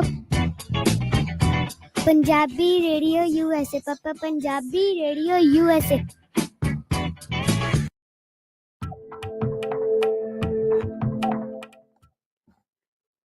ਪੰਜਾਬੀ ਰੇਡੀਓ ਯੂਐਸਏ ਸੁਣ ਰਹੇ ਸਾਰੇ ਹੀ ਸਰੋਤਿਆਂ ਦਾ ਸਵਾਗਤ ਕਰਦੇ। ਤੁਸੀਂ ਜੁੜੇ ਹੋ ਪੰਜਾਬੀ ਰੇਡੀਓ ਯੂਐਸਏ ਦੇ ਨਾਲ ਪ੍ਰੋਗਰਾਮ ਖਬਰ ਤੇ ਨਜ਼ਰ। ਇਸ ਹਿੱਸੇ ਦੇ ਵਿੱਚ ਜੇ ਤੁਹਾਡਾ ਕੋਈ ਸਵਾਲ ਆ ਤੁਸੀਂ ਕਾਲ ਕਰ ਸਕਦੇ ਹੋ 4082725200। ਸਟੂਡੀਓ ਦਾ ਫੋਨ ਨੰਬਰ ਹੈ 408 272 5200। ਫਤਿਹ ਸਪਨਾ ਜੀ ਸਤਿ ਸ਼੍ਰੀ ਅਕਾਲ, ਸਵਾਗਤ ਹੈ ਜੀ। ਜੀ ਧੰਨਵਾਦ ਜੀ, ਬਹੁਤ ਮਿਹਰਬਾਨੀ। ਕਾਲਰਸ ਦੇ ਨਾਲ ਜੁੜਦੇ ਆ ਹਰਜਿੰਦਰ ਸਿੰਘ ਜੀ। ਹਾਂਜੀ ਸਤਿ ਸ੍ਰੀ ਅਕਾਲ ਜੀ। ਸਤਿ ਸ੍ਰੀ ਅਕਾਲ ਪੰਨੂ ਸਾਹਿਬ। ਸਤਿ ਸ਼੍ਰੀ ਅਕਾਲ। ਜੀ, ਸਤਿ ਸ਼੍ਰੀ ਅਕਾਲ। ਹਾਂਜੀ ਜੀ, ਪਹਿਲਾਂ ਦਾ ਜੀ ਫੀਡਬੈਕ ਆ ਤੁਹਾਨੂੰ ਰੋਜ਼ ਸੁਣੀ ਦਾ। Thank you for update fresh and ਬਹੁਤ ਵਧੀਆ ਢੰਗ ਨਾਲ ਤੁਸੀਂ ਦੱਸਦੇ ਆ। ਥੈਂਕ ਯੂ ਇਹਦੇ ਲਈ। ਤਾਂ ਇੱਕ ਦੋ ਕੁਐਸਚਨ ਆ ਜੀ ਛੋਟੇ ਛੋਟੇ। ਇੱਕ ਤਾਂ ਜੀ ਜਿਹੜੇ ਸਕੂਲਾਂ ਬਾਰੇ ਕੀ ਅਪਡੇਟ ਆ ਜੀ? ਇਹ ਇੱਧਰ ਤਾਂ ਬੰਦੇ ਵਧਾਈ ਜਾਂਦੇ ਆ, ਮੈਨੂੰ ਪਤਾ ਲੱਗਾ ਵੀ ਆਪਣੇ ਬੰਦੇ ਜ਼ਿਆਦਾ ਕਰ ਦਿੱਤੇ ਰੈਲੀ ਵਿੱਚ, ਜਿਹੜੇ ਡੋਰ ਟੂ ਡੋਰ ਕੈਂਪੇਨ ਇਹਦੇ ਵਿੱਚ ਵੀ। ਇਹ ਸਕੂਲਾਂ ਬਾਰੇ ਕਿਉਂ ਜੀ? ਆਈ ਮੀਨ ਹੁਣ ਇਹਨਾਂ ਨੂੰ ਬੱਚਿਆਂ ਦੀ ਸਟੱਡੀ ਬੜੀ ਖਰਾਬ ਹੋ ਰਹੀ ਆ ਮੇਰੇ। ਤਾਂ ਇਹਦੇ ਬਾਰੇ ਕੀ ਅਪਡੇਟ ਆ? ਕਰੂਗੇ ਸਰਕਾਰਾਂ ਨੂੰ ਕੋਈ ਫਿਕਰ ਨਹੀਂ ਗਾ ਜੀ, ਜਾਂ ਕਿੱਦਾਂ ਹੈਗੀ ਆ? ਆਪਣੇ ਚੱਲ ਰਿਹਾ ਹੁਣ ਸਾਡੇ ਵੀ ਇੱਧਰ ਖੁੱਲ ਗਏ ਆ, ਪਰ ਇੱਧਰ ਤਾਂ ਇਹ ਪਤਾ ਨਹੀਂ ਇਹਨਾਂ ਦਾ ਕਿੱਦਾਂ ਸਿਸਟਮ ਆ। ਇਹਦੇ ਬਾਰੇ ਕਿ ਖੋਲੂਗੇ ਜਾਂ ਨਹੀਂ, ਕਿਵੇਂ ਆ? ਤਾਂ ਨੰਬਰ 2 ਤੇ ਜੀ ਆਪਣੇ ਭਗਵੰਤ ਮਾਨ ਬਾਰੇ ਏਦਾਂ ਲੱਗਦਾ ਕਿ ਪਿਛਲੀ ਵਾਰ ਤਾਂ ਬਾਹਰਲੇ ਕੰਟਰੀਆਂ ਵਾਲੇ ਬਹੁਤ ਜ਼ਿਆਦਾ ਉਤਸ਼ਾਹਤ ਸੀਗੇ। ਐਤਕੀ ਲੱਗਦਾ ਕਿ ਇੱਥੇ ਪੰਜਾਬ ਵਾਲੇ ਕੁਛ ਜ਼ਿਆਦਾ ਐਕਟਿਵ ਆ। ਕੀ ਇਹ ਸਹੀ ਆ? ਤਾਂ ਨੰਬਰ 3 ਤੇ ਜੀ ਇਸ ਵੇਲੇ ਕੀ ਅਪਡੇਟ ਜੇ ਆਪਾਂ ਸਾਰਾ ਆਲ ਓਵਰ ਦੇਖਿਆ ਜਾਵੇ, ਕਾਂਗਰਸ, ਅਕਾਲੀ, ਆਪ, ਪਲੀਜ਼ ਦੱਸਿਓ ਜੀ ਇਹਦੇ ਬਾਰੇ ਵੀ ਇਸ ਵੇਲੇ ਕਿੱਥੇ ਆ? ਭੈਣ ਜੀ ਸੁਣ ਲੈਣ ਦਿਓ ਪਲੀਜ਼। ਥੈਂਕ ਯੂ ਜੀ। ਦੇਖੋ ਚੰਡੀਗੜ੍ਹ ਦੇ ਵਿੱਚ ਸਕੂਲ ਖੁੱਲ ਰਹੇ ਆ ਕੱਲ ਤੋਂ, ਪਤਾ ਲੱਗਾ। ਪੰਜਾਬ ਦੇ ਵਿੱਚ ਗੱਲ ਤੱਕ ਨਹੀਂ ਹੋ ਰਹੀ ਸਕੂਲ ਖੋਲਣ ਦੀ। ਕੋਈ ਪਾਰਟੀ, ਕੋਈ ਸਿਆਸੀ ਧਿਰ ਨਹੀਂ ਚੁੱਕ ਰਹੀ ਜੀ ਇਸ ਇਸ਼ੂ ਨੂੰ। ਇਹ ਬਿਲਕੁਲ ਠੀਕ ਹੈ ਕਿ ਜਦੋਂ ਤੁਸੀਂ ਬਾਕੀ ਸਾਰੀਆਂ ਪਾਬੰਦੀਆਂ ਖਤਮ ਕਰੀ ਜਾ ਰਹੇ ਹੋ, ਕਿਉਂਕਿ ਕੇਸ ਘਟ ਗਏ ਸਾਰੇ ਜਗ੍ਹਾ ਦੇ ਉੱਤੇ। ਈਵਨ ਜਿਹੜੀਆਂ ਮੈਟਰੋ ਸਿਟੀਜ਼ ਨੇ ਉਹਨਾਂ ਦੇ ਵਿੱਚ ਤਾਂ ਕੇਸ ਬਹੁਤ ਡਾਊਨ ਆ ਗਏ, ਜਿਹੜੀ ਕਿ ਚੰਗੀ ਗੱਲ ਹੈ। ਇੱਥੇ ਸਕੂਲ ਖੁੱਲਣੇ ਚਾਹੀਦੇ ਆ ਜੀ, ਕਿਉਂ ਨਹੀਂ ਖੁੱਲਣੇ ਚਾਹੀਦੇ? ਮੈਂ ਤਾਂ ਕਹਿੰਦਾ ਜੀ, ਕਿਉਂਕਿ ਸਕੂਲਾਂ ਦੇ ਵਿੱਚ ਬਣਦੇ ਆ ਪੋਲਿੰਗ ਬੂਥ। ਜੇ ਸਕੂਲਾਂ ਤੋਂ ਕਰੋਨਾ ਇੰਨਾ ਆਉਂਦਾ ਤੇ ਫਿਰ ਪੋਲਿੰਗ ਬੂਥ ਨਾ ਬਣਾਓ ਇਸ ਵਾਰੀ ਇੱਥੇ ਸਕੂਲਾਂ ਦੇ ਵਿੱਚ। ਤੁਸੀਂ ਟੀਚਰਸ ਦੀ ਡਿਊਟੀ ਵੀ ਲਾਉਣੀ ਆ ਵੋਟਾਂ ਪਾਉਣ ਦੇ ਵਾਸਤੇ, ਸਕੂਲਾਂ ਦੇ ਵਿੱਚ ਪੋਲਿੰਗ ਬੂਥ ਵੀ ਤੁਸੀਂ ਬਣਾਉਣੇ ਆ। ਉੱਥੇ ਬੱਚੇ ਤੁਸੀਂ ਜਾਣ ਨਹੀਂ ਜਿਹੜਾ ਉਹ ਦੇ ਰਹੇ, ਉਹ ਜਾਣ ਦੇਣੇ ਚਾਹੀਦੇ ਆ ਇਸ ਮਾਮਲੇ ਦੇ ਉੱਤੇ। ਕੱਲ ਕੈਪਟਨ ਅਮਰਿੰਦਰ ਸਿੰਘ ਹੋਰਾਂ ਦੀ ਇੱਥੇ ਪ੍ਰੈਸ ਕਾਨਫਰੰਸ ਦੇ ਵਿੱਚ ਸਵਾਲ ਵੀ ਇੱਕ ਬੰਦੇ ਨੇ ਲਾਏ, ਉਹ ਪੇਰੈਂਟ ਸੀਗਾ। ਉਹ ਕਹਿੰਦਾ ਅਸੀਂ ਤਾਂ ਪ੍ਰਾਈਵੇਟ ਸਕੂਲਾਂ ਦੀਆਂ ਫੀਸਾਂ ਦੇ ਵਾਸਤੇ ਕਰ ਰਹੇ, ਤੁਹਾਡੀ ਸਰਕਾਰ ਜਦੋਂ ਅਸੀਂ ਚੁੱਕ ਕੇ ਕਹਿੰਦੇ ਸਾਡੇ ਉੱਤੇ ਹੀ ਕੇਸ ਦਰਜ ਕਰ ਲਏ। ਜਵਾਬ ਤਾਂ ਉਹਦਾ ਕੋਈ ਨਹੀਂ ਸੀਗਾ। ਜਿਹੜੇ ਫੀਲੇ ਨੇ ਆਲੇ ਦੁਆਲੇ ਵਾਲੇ ਨਾ, ਉਹ ਇਹਨਾਂ ਨੇਤਾਵਾਂ ਤੱਕ ਗੱਲ ਪਹੁੰਚਣ ਹੀ ਨਹੀਂ ਦਿੰਦੇ, ਉਹਨਾਂ ਤੱਕ ਗੱਲ ਹੀ ਨਹੀਂ ਜਾਣ ਦਿੰਦੇ। ਪਹਿਲਾਂ ਹੀ ਜਿੰਦਾਬਾਦ ਮੁਰਦਾਬਾਦ, ਪਹਿਰਾ ਦਿਆਂਗੇ ਠੋਕ ਕੇ, ਉਹ ਸਾਰਾ ਕੁਝ ਜਿਹੜਾ ਉਹ ਕਰਨਾ ਸ਼ੁਰੂ ਕਰ ਦਿੰਦੇ ਨੇ। ਜਿੱਥੋਂ ਤੱਕ ਗੱਲ ਆ ਵੀ ਕਿੱਥੇ ਪਾਰਟੀਆਂ ਖੜੀਆਂ ਨੇ, ਥੋੜਾ ਜਿਹਾ ਅਟਕੋ ਜੀ, ਥੋੜੇ ਦਿਨ ਰੁਕੋ, ਕਿਉਂਕਿ ਇਹ ਜਿਹੜਾ ਪ੍ਰੋਸੈਸ ਹੈ, ਜਿਵੇਂ ਅੱਜ ਦੇਖੋ ਤੁਹਾਡੇ ਨਾਲ ਪਹਿਲੀ ਜਿਹੜੀ ਗੱਲ ਕੀਤੀ ਆ, ਜਿਹੜੇ ਰਾਜੇਵਾਲ ਧੜੇ ਨੇ ਸਿਆਸੀ ਪਾਰਟੀ ਬਣਾਈ ਆ, ਉਹਨਾਂ ਦੀ ਰਜਿਸਟ੍ਰੇਸ਼ਨ ਨਹੀਂ ਹੋਈ। ਰਜਿਸਟ੍ਰੇਸ਼ਨ ਹੁੰਦੀ ਤੇ ਵੋਟ ਹੋਰ ਤਰੀਕੇ ਨਾਲ ਪ੍ਰਭਾਵਿਤ ਹੋਣੀ ਸੀ, ਆਜ਼ਾਦ ਖੜੇ ਹੋਣਗੇ, ਵੋਟ ਹੋਰ ਤਰੀਕੇ ਦੇ ਨਾਲ ਪ੍ਰਭਾਵਿਤ ਹੋਊਗੀ। ਜਿਹੜਾ ਇਹ ਇਹਨਾਂ ਦੇ ਸਾਰੇ ਉਮੀਦਵਾਰ ਜਦੋਂ ਆ ਗਏ, ਫਿਰ ਕਾਗਜ਼ ਵਾਪਸ ਹੋ ਗਏ ਜਾਂ ਕਾਗਜ਼ ਮਨਜ਼ੂਰ ਨਾ ਮਨਜ਼ੂਰ ਹੋਏ, ਇਹ ਸਾਰਾ ਕੁਝ ਜਦੋਂ ਆ ਜਾਊਗਾ ਨਾ, ਫਿਰ ਆਪਾਂ ਕੋਈ ਗੱਲ ਜਿਹੜੀ ਉਹ ਕਰ ਸਕਾਂਗੇ ਕਿ ਕਿੱਥੇ ਖੜਾ। ਹਾਂ, ਇਹ ਗੱਲ ਜਿਹੜੀ ਤੁਹਾਡੀ ਠੀਕ ਹੈ ਕਿ ਪਿਛਲੀ ਵਾਰੀ 17 ਦੀਆਂ ਚੋਣਾਂ ਦੇ ਵਿੱਚ ਜਿਹੜਾ ਵਿਦੇਸ਼ਾਂ ਦੇ ਵਿੱਚ ਜ਼ਿਆਦਾ ਸੀਗਾ ਚਰਚਾ, ਇਸ ਵਾਰੀ ਇੱਥੇ ਜ਼ਿਆਦਾ ਜਿਹੜਾ ਉਹ ਚਰਚਾ ਹੈਗਾ ਜੀ, ਇਹਦੇ ਚ ਕੋਈ ਸ਼ੱਕ ਵਾਲੀ ਗੱਲ ਨਹੀਂ ਗੀ।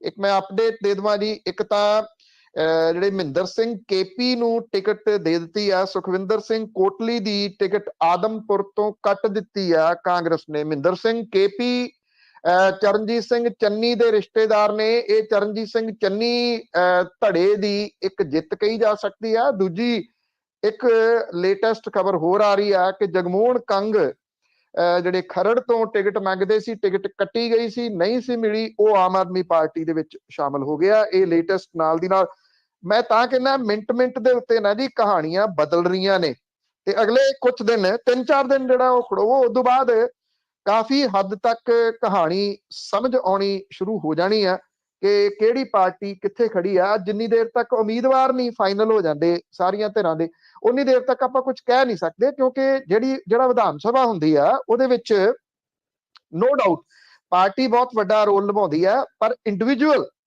ਜਿਹੜਾ ਉਮੀਦਵਾਰ ਹੈ ਉਹਦੀ ਆਪਣੀ ਪਰਸਨਲ ਵੀ ਜਿਹੜੀ ਉਹ ਹੁੰਦੀ ਹੈ ਕਿ ਉਹ ਕਿੰਨੀ ਕੁ ਵੋਟ ਖੜਦਾ। ਇਸ ਕਰਕੇ ਹਰ ਸੀਟ ਦਾ ਨਜ਼ਰੀਆ ਵੱਖਰਾ ਹੈ। ਅਗਲੇ ਕੁਝ ਦਿਨਾਂ ਦੇ ਦੌਰਾਨ ਕਾਫੀ ਕੁਝ ਕਲੀਅਰ ਹੋਣਾ ਸ਼ੁਰੂ ਹੋ ਜਾਊਗਾ ਜੀ। ਅਗਲੇ ਕਾਲਰ ਨੇ ਸਾਡੇ ਸਤਨਾਮ ਸਿੰਘ। ਸਤਿ ਸ਼੍ਰੀ ਅਕਾਲ ਭੈਣ ਜੀ। ਪੰਨੂ ਭਾਈ ਸਤਿ ਸ਼੍ਰੀ ਅਕਾਲ ਜੀ। ਸਤਿ ਸ਼੍ਰੀ ਅਕਾਲ। ਸਤਿ ਸ਼੍ਰੀ ਅਕਾਲ ਜੀ। ਸਤਿ ਸ਼੍ਰੀ ਅਕਾਲ। ਹਾਂਜੀ, ਪੰਨੂ ਭਾਈ ਜਿੱਦਾਂ ਇਹ ਮੰਤਰੀ ਸੰਤਰੀ ਇਹਨਾਂ ਦਾ ਆਪਣੇ ਇੱਕ ਹਲਕੇ 'ਚ ਤਾਂ ਪਹੁੰਚ, ਇਹਨਾਂ ਕੋਲ ਟਾਈਮ ਨਹੀਂ ਪਹੁੰਚ ਨਹੀਂ ਸਕਦੇ। ਹੁਣ ਜਿਹੜੇ ਦੋ ਜਗ੍ਹਾ ਤੋਂ ਇੱਕ ਖੜ ਰਹੇ ਆ, ਇਹਨਾਂ ਕੋਲ ਟਾਈਮ ਕੀ ਜੇ ਦੋਨਾਂ ਤੋਂ ਬਾਈ ਚਾਂਸ ਕਾਮਯਾਬ ਹੋ ਜਾਂਦੇ ਕੀ ਉਹਨਾਂ ਫਿਰ ਦੋਨਾਂ ਜਗ੍ਹਾ ਤੋਂ ਵੀ ਮਤਲਬ ਮੰਨਿਆ ਜਾਊਗਾ? ਇਹ ਕਿਸ ਹਿਸਾਬ ਨਾਲ ਇਹਨਾਂ ਦਾ ਹੁੰਦਾ ਪ੍ਰੋਸੀਜਰ?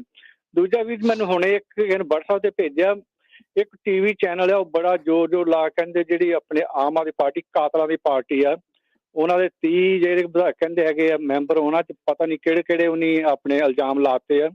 ਮੇਰਾ ਕੁਐਸਚਨ ਹੈ ਵੀ ਜੇ ਆਮ ਆਦਮੀ ਉਹਨਾਂ 'ਚ ਇੰਨੇ ਕੁ, ਬਾਕੀ ਜੇ ਸਾਰੀਆਂ ਪਾਰਟੀਆਂ ਉਹ ਸਾਰੇ ਦੁੱਧ ਧੋਤੇ ਹੀ ਆ, ਉਹਨਾਂ 'ਚ ਸਾਰੇ ਇਮਾਨਦਾਰ ਹੀ ਆ ਜੀ? ਇਹ ਦੱਸਿਓ ਜੀ। ਥੈਂਕ ਯੂ ਜੀ। ਦੇਖੋ, ਇੱਕ ਤਾਂ ਜਿਹੜੇ ਦੋ ਜਗ੍ਹਾ ਦੇ ਉੱਤੋਂ ਇਹ ਖੜੋ ਜਾਂਦੇ ਆ, ਇਹ ਪ੍ਰੋਸੀਜਰ ਹੀ ਗਲਤ ਹੈ, ਇਹ ਨਹੀਂ ਹੋਣਾ ਚਾਹੀਦਾ। ਇਹ ਲੋਕਾਂ ਦੇ ਨਾਲ ਇੱਕ ਜਗ੍ਹਾ ਤੇ ਤਾਂ ਧੋਖਾ ਹੋਊਗਾ। ਮੈਂ ਤਾਂ ਇਹ ਲਿਖਿਆ ਸੀਗਾ 2 ਦਿਨ ਪਹਿਲਾਂ ਵੀ ਜਦੋਂ ਮੰਨ ਲਓ ਹੁਣ 2 ਜਾਣੇ ਖੜੇ ਨੇ, ਵਿਕਰਮ ਮਜੀਠੀਆ 2 ਜਗ੍ਹਾ ਤੋਂ ਖੜੇ, ਚਰਨਜੀਤ ਸਿੰਘ ਚੰਨੀ ਹੋਰੀ 2 ਜਗ੍ਹਾ ਤੋਂ ਖੜ ਰਹੇ। ਜਿੱਤਣ ਤੋਂ ਬਾਅਦ ਇੱਕ ਜਗ੍ਹਾ ਤੋਂ ਅਸਤੀਫਾ ਦੇਣਾ ਪੈਂਦਾ ਜੀ। ਤੁਸੀਂ 2 ਸੀਟਾਂ ਨਹੀਂ ਰੱਖ ਸਕਦੇ, ਇੱਕ ਜਗ੍ਹਾ ਤੋਂ ਅਸਤੀਫਾ ਦੇਣਾ ਪੈਂਦਾ, ਤੇ ਉੱਥੇ ਜਿਹੜੀ ਆ ਉਹ ਬਾਈ ਇਲੈਕਸ਼ਨ ਹੋਊਗੀ, ਫਿਰ ਜਿੱਥੇ ਵੀ ਹੋਊਗੀ। ਮੈਂ ਤਾਂ ਇਹ ਗੱਲ ਜਿਹੜੀ ਜੋ ਕਹਿੰਦਾ ਕਿ ਇਹ ਜਿਹੜੇ ਕੈਂਡੀਡੇਟ ਮੰਨ ਲਓ ਵਿਕਰਮ ਮਜੀਠੀਆ ਨੇ, ਉਹ ਜੇ ਦੋਨਾਂ ਜਗ੍ਹਾ ਤੋਂ ਖੜੇ ਹੁੰਦੇ ਆ, ਖੜੇ ਹੋ ਗਏ, ਜੇ ਦੋਨਾਂ ਜਗ੍ਹਾ ਤੋਂ ਜਿੱਤ ਜਾਂਦੇ ਆ, ਉਹ ਕਲੀਅਰ ਕਰਨ ਲੋਕਾਂ ਨੂੰ ਵੀ ਉਹ ਅੰਮ੍ਰਿਤਸਰ ਈਸਟ ਤੋਂ ਉਹ ਸੀਟ ਰੱਖਣਗੇ ਜਾਂ ਮਜੀਠੇ ਵਾਲੀ ਸੀਟ ਰੱਖਣਗੇ, ਕਿਹੜੀ ਸੀਟ ਤੋਂ ਅਸਤੀਫਾ ਦੇਣਗੇ ਜੇ ਦੋਨਾਂ ਤੋਂ ਜਿੱਤਦੇ ਆ। ਇਹੀ ਚਰਨਜੀਤ ਸਿੰਘ ਚੰਨੀ ਹੋਰੀ ਦੱਸਣ ਕਿ ਜੇ ਦੋਨਾਂ ਜਗ੍ਹਾ ਤੋਂ ਜਿੱਤ ਜਾਂਦੇ ਆ ਤੇ ਉਹ ਕਿਹੜੀ ਸੀਟ ਤੋਂ ਅਸਤੀਫਾ ਦੇਣਗੇ, ਭਦੌੜ ਵਾਲੀ ਤੋਂ ਜਾਂ ਚਮਕੌਰ ਸਾਹਿਬ ਵਾਲੀ ਤੋਂ। ਘੱਟੋ ਘੱਟ ਉਹਨਾਂ ਦੇ ਵੋਟਰਾਂ ਨੂੰ ਇਹ ਕਲੀਅਰ ਹੋਣਾ ਚਾਹੀਦਾ ਕਿ ਉਹ ਅਸਲ ਦੇ ਵਿੱਚ ਨੁਮਾਇੰਦਗੀ ਕਿਸ ਸੀਟ ਦੀ ਜਿਹੜੀ ਉਹ ਕਰਨਗੇ। ਦੂਜੀ ਗੱਲ ਜਿਹੜੀ ਤੁਸੀਂ ਕਹੀ ਆ ਕਿ ਕ੍ਰਿਮੀਨਲ ਜਿਹੜੇ ਕੇਸ ਨੇ, ਇਹ ਸਾਰੇ ਉਮੀਦਵਾਰ ਆ ਲੈਂਦੇ ਹੋ ਇਸੇ ਪਲੇਟਫਾਰਮ ਦੇ ਉੱਤੇ ਕਿੰਨੇ ਕੇਸ ਨੇ, ਕਿਹਦੇ ਉੱਤੇ, ਕਿਹੜੀ ਪਾਰਟੀ ਦੇ ਵਿੱਚ ਕਿੰਨੇ ਨੇ, ਉਦੋਂ ਦੱਸਾਂਗੇ। ਇੱਕ ਨੂੰ ਤੁਸੀਂ ਲੈ ਕੇ ਕਹੋ ਕਿ ਇਹਦੇ ਆ ਗਏ, ਕਿਉਂਕਿ ਜਿੱਦਾਂ ਇਹ ਆ ਰਹੇ ਆ ਕੈਂਡੀਡੇਟ ਆਪਣੇ ਨਾਮਜ਼ਦਗੀਆਂ ਭਰ ਰਹੇ ਆ, ਤਿਵੇਂ ਇਹ ਕੇਸ ਸਾਹਮਣੇ ਆਉਣੇ ਆ। ਸਾਰੀਆਂ ਪਾਰਟੀਆਂ ਦੇ ਵਿੱਚ ਇਸੇ ਕਿਸਮ ਦੇ ਹੈਗੇ ਆ ਜਿਨ੍ਹਾਂ ਦੇ ਉੱਤੇ ਕ੍ਰਿਮੀਨਲ ਕੇਸ ਨੇ। ਕਾਤਲ ਜਾਂ ਕਾਤਲਾ ਇਦਾਂ ਦਾ ਤਾਂ ਨਹੀਂ ਕੁਝ ਹੈਗਾ, ਆਪਾਂ ਇਹ ਕਹੀਏ ਕਿ ਕਾਤਲ, ਕਿਉਂਕਿ ਜਿੰਨੀ ਦੇਰ ਤੱਕ ਅਦਾਲਤ ਕਿਸੇ ਨੂੰ ਗਿਲਟੀ ਪ੍ਰੂਵ ਨਹੀਂ ਕਰਦੀ, ਉਹ ਦੋਸ਼ੀ ਨਹੀਂ ਹੁੰਦਾ, ਉਹ ਕਥਿਤ ਦੋਸ਼ੀ ਹੁੰਦਾ ਆ, ਜਾਂ ਉਹਦੇ ਉੱਤੇ ਮਾਮਲੇ ਜਿਹੜੇ ਉਹ ਦਰਜ ਹੁੰਦੇ ਨੇ। ਜਿਹੜੇ ਬੰਦੇ ਨੂੰ ਅਦਾਲਤ ਨੇ ਮੰਨ ਲਓ ਕਿਸੇ ਨੂੰ ਤੁਸੀਂ ਜੇ ਕੋਈ ਚੈਨਲ ਕਹਿ ਰਿਹਾ ਤਾਂ ਉਹ ਮੂਰਖਤਾ ਵਾਲੀ ਗੱਲ ਕਰ ਰਿਹਾ। ਜੇ ਮੰਨ ਲਓ ਕੋਈ ਕਾਤਲ ਆ ਜਿਹੜਾ ਜਿਹਨੂੰ ਪ੍ਰੂਵ ਹੋ ਗਿਆ ਕਿ ਉਹ ਕਤਲ ਕੀਤਾ, ਉਹ ਤਾਂ ਚੋਣ ਹੀ ਨਹੀਂ ਲੜ ਸਕਦਾ। ਇਹ ਅਕਲ ਨੂੰ ਕੁਛ ਹੱਥ ਜਿਹੜਾ ਉਹ ਮਾਰਨਾ ਚਾਹੀਦਾ। ਕੇਸ ਦਰਜ ਹੋਣਾ ਹੋਰ ਗੱਲ ਹੈ, ਜਿਹੜਾ ਕਿਸੇ ਅਦਾਲਤ ਦੇ ਵੱਲੋਂ ਉਹਨੂੰ ਗਿਲਟੀ ਕਰਾਰ ਦੇ ਦੇਣਾ ਉਹ ਬਿਲਕੁਲ ਹੋਰ ਗੱਲ ਹੈ। ਜਿਹੜਾ ਉਨੀ ਦੇਰ ਤੱਕ ਉਹ ਦੋਸ਼ੀ ਨਹੀਂ ਗਾ ਜਿੰਨੀ ਦੇਰ ਤੱਕ ਅਦਾਲਤ ਕਿਸੇ ਨੂੰ ਦੋਸ਼ੀ ਨਹੀਂ ਠਹਿਰਾ ਦਿੰਦੀ। ਬੜਾ ਕੁਝ ਕਰਨਾ ਜੀ ਇਹਨਾਂ ਚੈਨਲਾਂ ਨੇ। ਜਿਹੜੀਆਂ ਤੁਸੀਂ ਇੰਟਰਵਿਊਜ਼ ਦੇਖ ਰਹੇ ਹੋ, ਮੈਨੂੰ ਪਤਾ ਕਿਹੜੇ ਚੈਨਲ ਦੀ ਤੁਸੀਂ ਗੱਲ ਕਰ ਰਹੇ ਹੋ। ਜਿਹੜੇ ਅਕਾਲੀ ਦਲ ਦੇ ਪ੍ਰਧਾਨ ਨੇ ਓਪਨ ਕਹਿ ਰਹੇ ਆ ਕਿ ਹਾਂ ਫਲਾਨਾ ਚੈਨਲ ਜਿਹੜਾ ਜੀ ਉਹ ਮੇਰਾ। ਜਦੋਂ ਇੱਕ ਪੋਲੀਟੀਕਲ ਪਾਰਟੀ ਦਾ ਆਗੂ ਇਹ ਗੱਲ ਕਹਿ ਰਿਹਾ ਕਿ ਇਹ ਚੈਨਲ ਮੇਰਾ ਹੈ, ਤੇ ਫਿਰ ਜੇ ਲੋਕੀ ਫਿਰ ਵੀ ਇਹ ਵੇਖ ਕੇ ਉਹਦੇ ਤੇ ਵਿਸ਼ਵਾਸ ਕਰਨ ਕਿ ਇਹਦੀ ਜਿਹੜੀ ਖਬਰ ਆ ਉਹ ਸਹੀ ਹੋਊਗੀ, ਤਾਂ ਫਿਰ ਲੋਕਾਂ ਦੀ ਸਮਝ ਹੀ ਹੈ ਨਾ ਜੀ। ਸੁਖਦੇਵ ਗਿੱਲ ਜੀ ਸਤਿ ਸ਼੍ਰੀ ਅਕਾਲ। ਹਾਂਜੀ, ਸਤਿ ਸ੍ਰੀ ਅਕਾਲ ਭੈਣ ਜੀ ਸਾਰਿਆਂ ਨੂੰ, ਪੰਨੂ ਸਾਹਿਬ ਜੀ। ਸਤਿ ਸ਼੍ਰੀ ਅਕਾਲ ਜੀ। ਹਾਂਜੀ, ਮੈਂ 2 ਸਵਾਲ ਹੈ ਛੋਟੇ ਛੋਟੇ।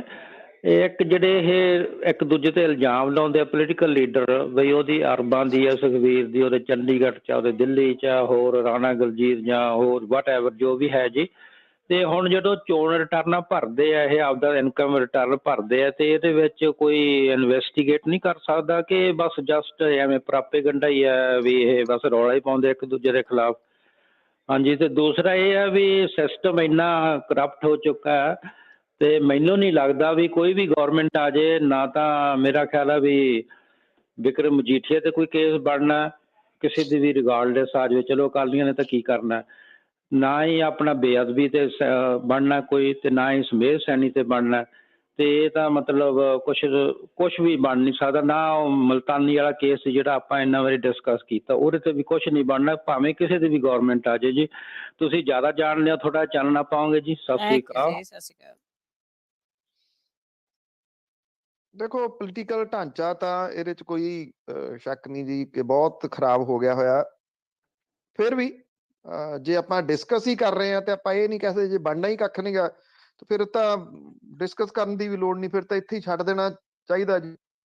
ਉਥੋਂ ਪ੍ਰੋਗਰਾਮ ਗਾਣਿਆਂ ਵਾਲੇ ਤੇ ਸ਼ਬਦਾਂ ਵਾਲੇ ਧਾਰਮਿਕ ਨੇ ਉਹ ਕੀਤੇ ਜਾਣ ਤੇ ਫਿਰ ਕੰਮ ਖਤਮ ਹੈ ਜੀ, ਫਿਰ ਤਾਂ ਕੋਈ ਆਈਡੀਆ ਹੀ ਨਹੀਂਗਾ। ਇਸ ਕਰਕੇ ਉਮੀਦ ਤਾਂ ਰੱਖਣੀ ਚਾਹੀਦੀ ਆ, ਕੋਈ ਏਡੀ ਗੱਲ ਨਹੀਂ ਹੈਗੀ। ਹੋ ਸਕਦਾ ਕੱਲ ਨੂੰ ਚੇਂਜ ਆ ਜੇ। ਜਿਹੜੀ ਆਸ ਹੈ ਉਹਦੇ ਆਸਰੇ ਮਨੁੱਖ ਜਿਉਂਦਾ।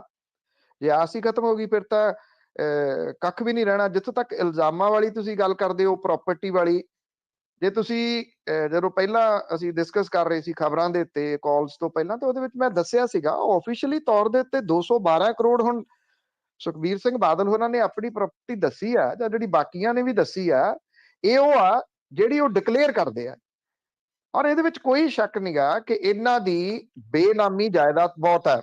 ਬੇਨਾਮੀ ਜਾਇਦਾਦ ਤੋਂ ਭਾਵ ਇਹ ਆ, ਜਾਂ ਤਾਂ ਇਹਨਾਂ ਨੇ ਕਿਸੇ ਨਾ ਕਿਸੇ ਹੋਰ ਰਿਸ਼ਤੇਦਾਰਾਂ ਦੇ ਨਾਂ ਦੇ ਉੱਤੇ ਜਿਹੜੀਆਂ ਉਹ ਕਰਵਾਈਆਂ ਹੁੰਦੀਆਂ ਨੇ। ਕਿਸੇ ਵੇਲੇ ਜਿਵੇਂ ਇਹਨਾਂ ਦੀ ਬੱਸ ਕੰਪਨੀਆਂ ਦੇ ਆਪਾਂ 2-3 ਦੇ ਨਾਮ ਜਾਣਦੇ ਆ ਕਿ ਡੱਬ ਵਾਲੀ ਟਰਾਂਸਪੋਰਟ ਇਹਨਾਂ ਦੀ ਆ, ਔਰਬਿਟ ਇਹਨਾਂ ਦੀ ਆ, ਇੰਡੋ ਕੈਨੇਡੀਅਨ ਇਹਨਾਂ ਦੀ ਆ। ਪੰਜਾਬ ਦੇ ਵਿੱਚ ਇਸ ਵੇਲੇ ਇਹਨਾਂ ਇਲੈਕਸ਼ਨ ਦੇ ਵਾਸਤੇ ਇੰਟਰਵਿਊਜ਼ ਵਗੈਰਾ ਕਰਦੇ ਆ, ਘੁੰਮਦੇ ਆ, ਦੇਖਿਆ ਜਿਹੜੇ ਇਹਨਾਂ ਨੇ ਕੀ ਕੀਤਾ ਕਿ ਬੋਰਡ ਲਾਏ ਨੇ ਸੁਖਬੀਰ ਸਿੰਘ ਬਾਦਲ ਹੋਰਾਂ ਦੇ, ਜਿਹੜੇ ਅਕਾਲੀ ਦਲ ਦੇ, ਉਹ ਹੁਣ ਛੋਟੀਆਂ ਕੰਪਨੀਆਂ ਦੇ ਪਿੱਛੇ ਵੀ ਲੱਗੇ ਨੇ। ਤੇ ਉਹ ਸਵਾਲ ਤਾਂ ਖੜਾ ਹੋ ਗਿਆ ਵੀ ਇਹ ਕੰਪਨੀਆਂ ਕਿਹਦੀਆਂ ਨੇ। ਤੇ ਇਹ ਮੈਂ ਜਿਹੜਾ ਰਾਜਾ ਵੜਿੰਗ ਹੋਰਾਂ ਨੂੰ ਵੀ ਸਵਾਲ ਕੀਤਾ ਸੀ, ਉਹ ਟਰਾਂਸਪੋਰਟ ਮੰਤਰੀ ਰਹੇ ਨੇ, ਉਹਨਾਂ ਨੇ ਵੀ ਇਸ ਚੀਜ਼ ਦੀ ਪੁਸ਼ਟੀ ਕੀਤੀ ਵੀ ਹਾਂ ਬੜੀਆਂ ਸਾਰੀਆਂ ਇਸ ਤਰ੍ਹਾਂ ਦੀਆਂ ਕੰਪਨੀਆਂ ਨੇ ਜਿਨ੍ਹਾਂ ਦੇ ਬਾਰੇ ਪਤਾ ਹੀ ਨਹੀਂ ਕਿ ਇਹ ਵੀ ਇਸੇ ਪਰਿਵਾਰ ਦੀਆਂ ਨੇ। ਉਹ ਬੇਨਾਮੀ ਨਹੀਂ ਗੀਆਂ, ਉਹ ਤਾਂ ਨਾਮੀ ਨੇ, ਪਰ ਬੇਨਾਮੀ ਜਾਇਦਾਦ ਬਹੁਤ ਹੈ। ਔਰ ਇੰਨੀ ਕੁ ਹੈ ਕਿ ਤੁਸੀਂ ਦੇਖੋ, ਜੇ ਇੱਕ ਪਾਸੇ ਪੰਜਾਬ ਦਾ ਖਜ਼ਾਨਾ ਖਾਲੀ ਹੋ ਰਿਹਾ ਤੇ ਪੰਜਾਬ ਦੇ ਖਾਲੀ ਖਜ਼ਾਨਾ ਮੰਤਰੀ ਜਿਹੜੇ ਨੇ ਮਨਪ੍ਰੀਤ ਸਿੰਘ ਬਾਦਲ, ਉਹਨਾਂ ਦੀ ਆਮਦਨ ਡਬਲ ਹੋ ਰਹੀ ਹੈ, ਉਹਨਾਂ ਦੀ ਪ੍ਰਾਪਰਟੀ ਡਬਲ ਹੋ ਰਹੀ ਹੈ। ਇਸੇ ਤਰੀਕੇ ਦੇ ਨਾਲ 115 ਕਰੋੜ ਰੁਪਈਏ ਦਾ ਪ੍ਰਾਪਰਟੀ 'ਚ ਵਾਧਾ ਸੁਖਬੀਰ ਸਿੰਘ ਬਾਦਲ ਦੇ ਹੋਇਆ। ਮੈਂ ਸਾਰੀ ਡਿਟੇਲ ਜਿਹੜੀ ਉਹ ਦਿੱਤੀ ਆ, ਉਹ ਬਾਅਦ ਦੇ ਵਿੱਚ ਜਿਹੜੇ ਵੱਖ-ਵੱਖ ਪਲੇਟਫਾਰਮ ਨੇ ਉਹਨਾਂ ਦੇ ਉੱਤੇ ਫਾਈਲਸ ਪਈਆਂ ਹੁੰਦੀਆਂ ਨੇ ਜੀ, ਦੁਬਾਰਾ ਸੁਣ ਲੈਣਾ। ਇਹ ਉਹ ਨੇ ਜਿਹੜੀ ਇਹਨਾਂ ਨੇ ਡਿਕਲੇਅਰ ਕੀਤੀ ਆ। ਹੁਣ ਜਿਹੜੀ ਅਨਡਿਕਲੇਅਰ ਆ ਉਹ ਦੋਸ਼ ਲੱਗਦੇ ਨੇ। ਉਹਦੇ ਉੱਤੇ ਤਾਂ ਆਪਾਂ ਕੀ ਕਹਿ ਸਕਦੇ ਹਾਂ ਕਿ ਕਿਹਦੇ ਕੋਲੇ ਕਿੰਨੀ ਆ, ਉਹ ਦੋਸ਼ ਲਾਉਣ ਨੂੰ ਤਾਂ ਕੋਈ ਵੀ ਕਿਸੇ ਦੇ ਉੱਤੇ ਜਿਹੜਾ ਜੀ ਉਹ ਲਾ ਦੇ। ਇਹ ਡਿਕਲੇਅਰ ਪ੍ਰਾਪਰਟੀ ਆ, ਪਰ ਹੈਗੀ ਇਹਨਾਂ ਦੀ ਬਹੁਤ ਸਾਰੀ ਹੈ ਜਿਹੜੀ ਅਨਡਿਕਲੇਅਰ ਹੈ। ਜੀ ਗਰਮੀਤ ਸਿੰਘ। ਸਤਿ ਸ਼੍ਰੀ ਅਕਾਲ ਜੀ। ਸਤਿ ਸ਼੍ਰੀ ਪਨੂੰ ਅਕਾਲ। ਸਾਹਿਬ ਸਤਿ ਸ਼੍ਰੀ ਅਕਾਲ ਜੀ। ਸਤਿ ਸ਼੍ਰੀ ਅਕਾਲ ਜੀ। ਸਤਿ ਸ਼੍ਰੀ ਅਕਾਲ। ਮੈਂ ਇੱਕ ਮਿੰਟ ਸੁਣਿਆ ਵੀਡੀਓ ਸੀਗੀ ਕਿ ਜੇ ਮਜੀਠੀਏ ਦੀ ਵਾਈਫ ਨੇ ਵੀ ਮਜੀਠੇ ਤੋਂ ਪੇਪਰ ਦਾਖਲ ਕੀਤੇ ਨੇ। ਤੇ ਦੂਸਰਾ ਸਵਾਲ ਮੇਰਾ ਹੈ ਕਿ ਜਿਹੜਾ ਹੁਣ ਤੁਸੀਂ ਹੁਣੇ ਹੀ ਦੱਸਿਆ ਸੀ ਖਬਰਾਂ 'ਚ ਵੀ ਜਗਮੋਹਨ ਕੰਗ ਆ ਗਿਆ ਹੈ ਆਮ ਆਦਮੀ ਪਾਰਟੀ 'ਚ, ਉਹ ਤੋਂ ਫਿਰ ਗਗਨ ਅਨਮੋਲ ਦੀ ਟਿਕਟ ਕੱਟ ਕੇ ਉਹਨੂੰ ਦੇਣਗੇ? ਤੇ ਥੈਂਕ ਯੂ ਜੀ। ਨਹੀਂ, ਮੈਨੂੰ ਨਹੀਂ ਲੱਗਦਾ ਕਿ ਟਿਕਟ ਜਿਹੜੀ ਆ ਉਹ ਕੱਟੀ ਜਾਊਗੀ। ਜੇ ਆਮ ਆਦਮੀ ਪਾਰਟੀ ਇਸ ਤਰ੍ਹਾਂ ਦੀ ਗੱਲ ਕਰਦੀ ਆ, ਗਗਨ ਅਨਮੋਲ ਮਾਨ ਦੀ ਟਿਕਟ ਕੱਟੀ ਜਾਂਦੀ ਆ, ਤੇ ਇਹ ਸੈਟਬੈਕ ਆਮ ਆਦਮੀ ਪਾਰਟੀ ਨੂੰ ਲੱਗੂਗੀ। ਇੱਕ ਸੀਟ ਦੇ ਉੱਤੇ ਨਹੀਂ, ਕਈਆਂ ਸੀਟਾਂ ਦੇ ਉੱਤੇ ਜੇ ਦੇਖਿਆ ਜਾਵੇ ਤਾਂ ਜਗਮੋਹਨ ਕੰਗ ਹੋਰੀ ਕੋਈ ਬਹੁਤ ਜੇ ਇਹ ਕਿਹਾ ਜਾਵੇ ਕਿ ਬਹੁਤ ਭਲੇ ਮਾਨਸ ਜਾਂ ਉਹਨਾਂ ਨੇ ਕੋਈ ਕਰਪਸ਼ਨ ਨਹੀਂ ਕੀਤੀ, ਏਦਾਂ ਨਹੀਂ ਹੈ ਕੁਝ ਵੀ। ਸ਼ਾਮਲ ਹੋ ਗਏ, ਉਹ ਆਪਣੀ ਜਗ੍ਹਾ ਦੇ ਉੱਤੇ ਆ। ਜੇ ਹੋ ਸਕਦਾ ਆਮ ਆਦਮੀ ਪਾਰਟੀ ਨੇ ਕੁਝ ਲੋਕ ਸਭਾ ਦੇ ਵਾਸਤੇ ਕਮਿਟਮੈਂਟ ਉਹਦੇ ਨਾਲ ਕੀਤੀ ਹੋਵੇ, ਜਿਹਦੇ ਕਰਕੇ ਉਹ ਆਏ ਹੋਣ। ਮੈਨੂੰ ਨਹੀਂ ਲੱਗਦਾ ਕਿ ਵਿਧਾਨ ਸਭਾ ਦੀ ਸੀਟ ਜਿਹੜੀ ਆ ਉਹ ਕੱਟੀ ਜਾਊਗੀ। ਜੇ ਕੱਟੀ ਜਾਂਦੀ ਆ ਤੇ ਇਹ ਸੈਟਬੈਕ ਹੋਊਗਾ, ਇਹਦੇ ਚ ਕੋਈ ਸ਼ੱਕ ਨਹੀਂ। ਨਾ ਸਿਰਫ ਇਹ ਖਰੜ ਦੀ ਸੀਟ ਦੇ ਉੱਤੇ, ਬਲਕਿ ਜਿਹੜੀਆਂ ਕਈ ਹੋਰ ਸੀਟਾਂ ਨੇ ਉਹਨਾਂ ਦੇ ਉੱਤੇ ਵੀ ਅਸਰ ਜਿਹੜਾ ਉਹ ਪਾਊਗਾ ਜੀ। ਇੱਕ ਪਹਿਲਾਂ ਕੁਝ ਹੋਰ ਪੁੱਛਿਆ ਸੀ ਇਹਨਾਂ ਨੇ। ਹਾਂਜੀ, ਮੇਰੇ ਵੀ ਦਿਮਾਗ ਚੋਂ ਨਿਕਲ ਗਿਆ, ਕੁਛ ਇੱਕ ਅੱਧਾ ਪੁੱਛਿਆ ਤਾਂ ਸੀਗਾ ਉਹਨਾਂ ਨੇ। ਚਲੋ ਦੁਬਾਰਾ ਆ ਜਾਣਗੇ, ਲਾਈਨ 'ਚ ਹੈਗੀਆਂ। ਅੱਗੇ ਜੀ ਦਰਸ਼ਨ ਸਿੰਘ ਜੀ ਕੁਨਰ। ਹਾਂਜੀ ਭੈਣ ਜੀ ਸਤਿ ਸ੍ਰੀ ਅਕਾਲ, ਤੇ ਭਾਜੀ ਨੂੰ ਸਤਿ ਸ੍ਰੀ ਅਕਾਲ। ਤੇ ਪਹਿਲਾਂ ਤਾਂ ਸਲੂਟ ਆਪਣੇ ਜੀ ਤੁਹਾਨੂੰ, ਆਪਣੇ ਪੰਨੂ ਸਾਹਿਬ। ਤੇ ਮੇਰਾ ਇੱਕ ਸਵਾਲ ਇੰਨਾ ਹੀ ਆ ਵੀ ਇਹ ਜਿਹੜੀ ਉੱਤਰੀ ਸੀਟ ਅੰਮ੍ਰਿਤਸਰ ਤੋਂ ਆਪਣੇ ਸਿੱਧੂ ਸਾਹਿਬ ਤੇ ਮਜੀਠੀਆ ਸਾਹਿਬ, ਕੀ ਲੋਕ ਤਸਕਰ ਨੂੰ ਲਾਈਕ ਕਰਨਗੇ ਜਾਂ ਇਮਾਨਦਾਰ ਨੂੰ? ਥੈਂਕ ਯੂ ਜੀ। ਦੇਖੋ, ਉਹਨਾਂ ਮੈਨੂੰ ਸਵਾਲ ਉਹਨਾਂ ਦਾ ਵੀ ਚੇਤੇ ਆ ਗਿਆ। ਉਹਨਾਂ ਨੇ ਪੁੱਛਿਆ ਸੀਗਾ ਕਿ ਬਿਕਰਮ ਸਿੰਘ ਮਜੀਠੀਆ ਹੋਰਾਂ ਦੀ ਵਾਈਫ ਨੇ ਜਿਹੜੀ ਭਰੀ ਆ ਮਜੀਠੇ ਤੋਂ, ਉਹ ਕਵਰਿੰਗ ਕੈਂਡੀਡੇਟ ਦੇ ਵਜੋਂ ਉਹਨਾਂ ਨੇ ਭਰਿਆ ਹੈ ਜੀ, ਮੇਨ ਕੈਂਡੀਡੇਟ ਦੇ ਵਜੋਂ ਨਹੀਂ। ਤੇ ਇਸ ਕਰਕੇ ਬਿਕਰਮ ਮਜੀਠੀਆ ਦੋਨੋਂ ਸੀਟਾਂ ਤੋਂ ਚੋਣ ਲੜਨਗੇ।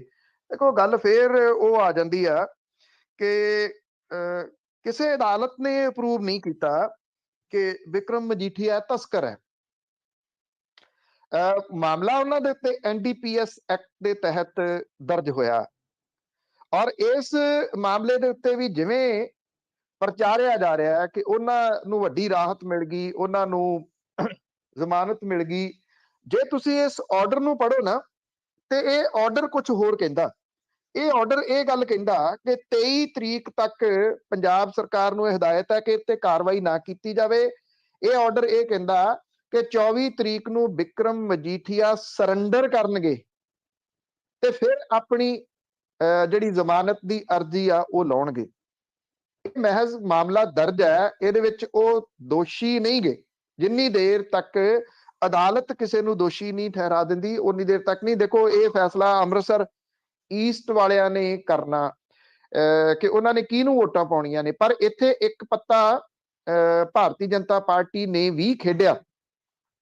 ਉਹ ਇੱਥੋਂ ਇੱਕ IAS ਨੇ ਮਿਸਟਰ ਰਾਜੂ, ਉਹਨੂੰ ਅਸਤੀਫਾ ਦਵਾ ਕੇ ਲਿਆਏ ਆ। ਔਰ ਜਿਹੜੇ ਇਹ ਰਾਜੂ ਨੇ ਜਿਨ੍ਹਾਂ ਨੂੰ ਅਸਤੀਫਾ ਦਵਾ ਕੇ ਲਿਆਏ ਆ, ਉਹ ਦਲਿਤ ਭਾਈਚਾਰੇ ਤੋਂ ਨੇ, ਔਰ ਦਲਿਤ ਭਾਈਚਾਰੇ ਦੀਆਂ ਵੋਟਾਂ ਇਸ ਸੀਟ ਦੇ ਉੱਤੇ ਵਾਹਵਾ ਹੈਗੀਆਂ ਨੇ ਜਿਹੜੀਆਂ ਕਾਂਗਰਸ ਨੂੰ ਭੁਗਤਦੀਆਂ ਨੇ। ਜੇ ਉਹ ਵੋਟਾਂ ਕੱਟਦੇ ਆ ਤੇ ਫਿਰ ਸਿੱਧੂ ਦਾ ਜਿਹੜਾ ਜੀ ਉਹ ਔਖਾ ਹੋ ਸਕਦਾ ਮਾਮਲਾ।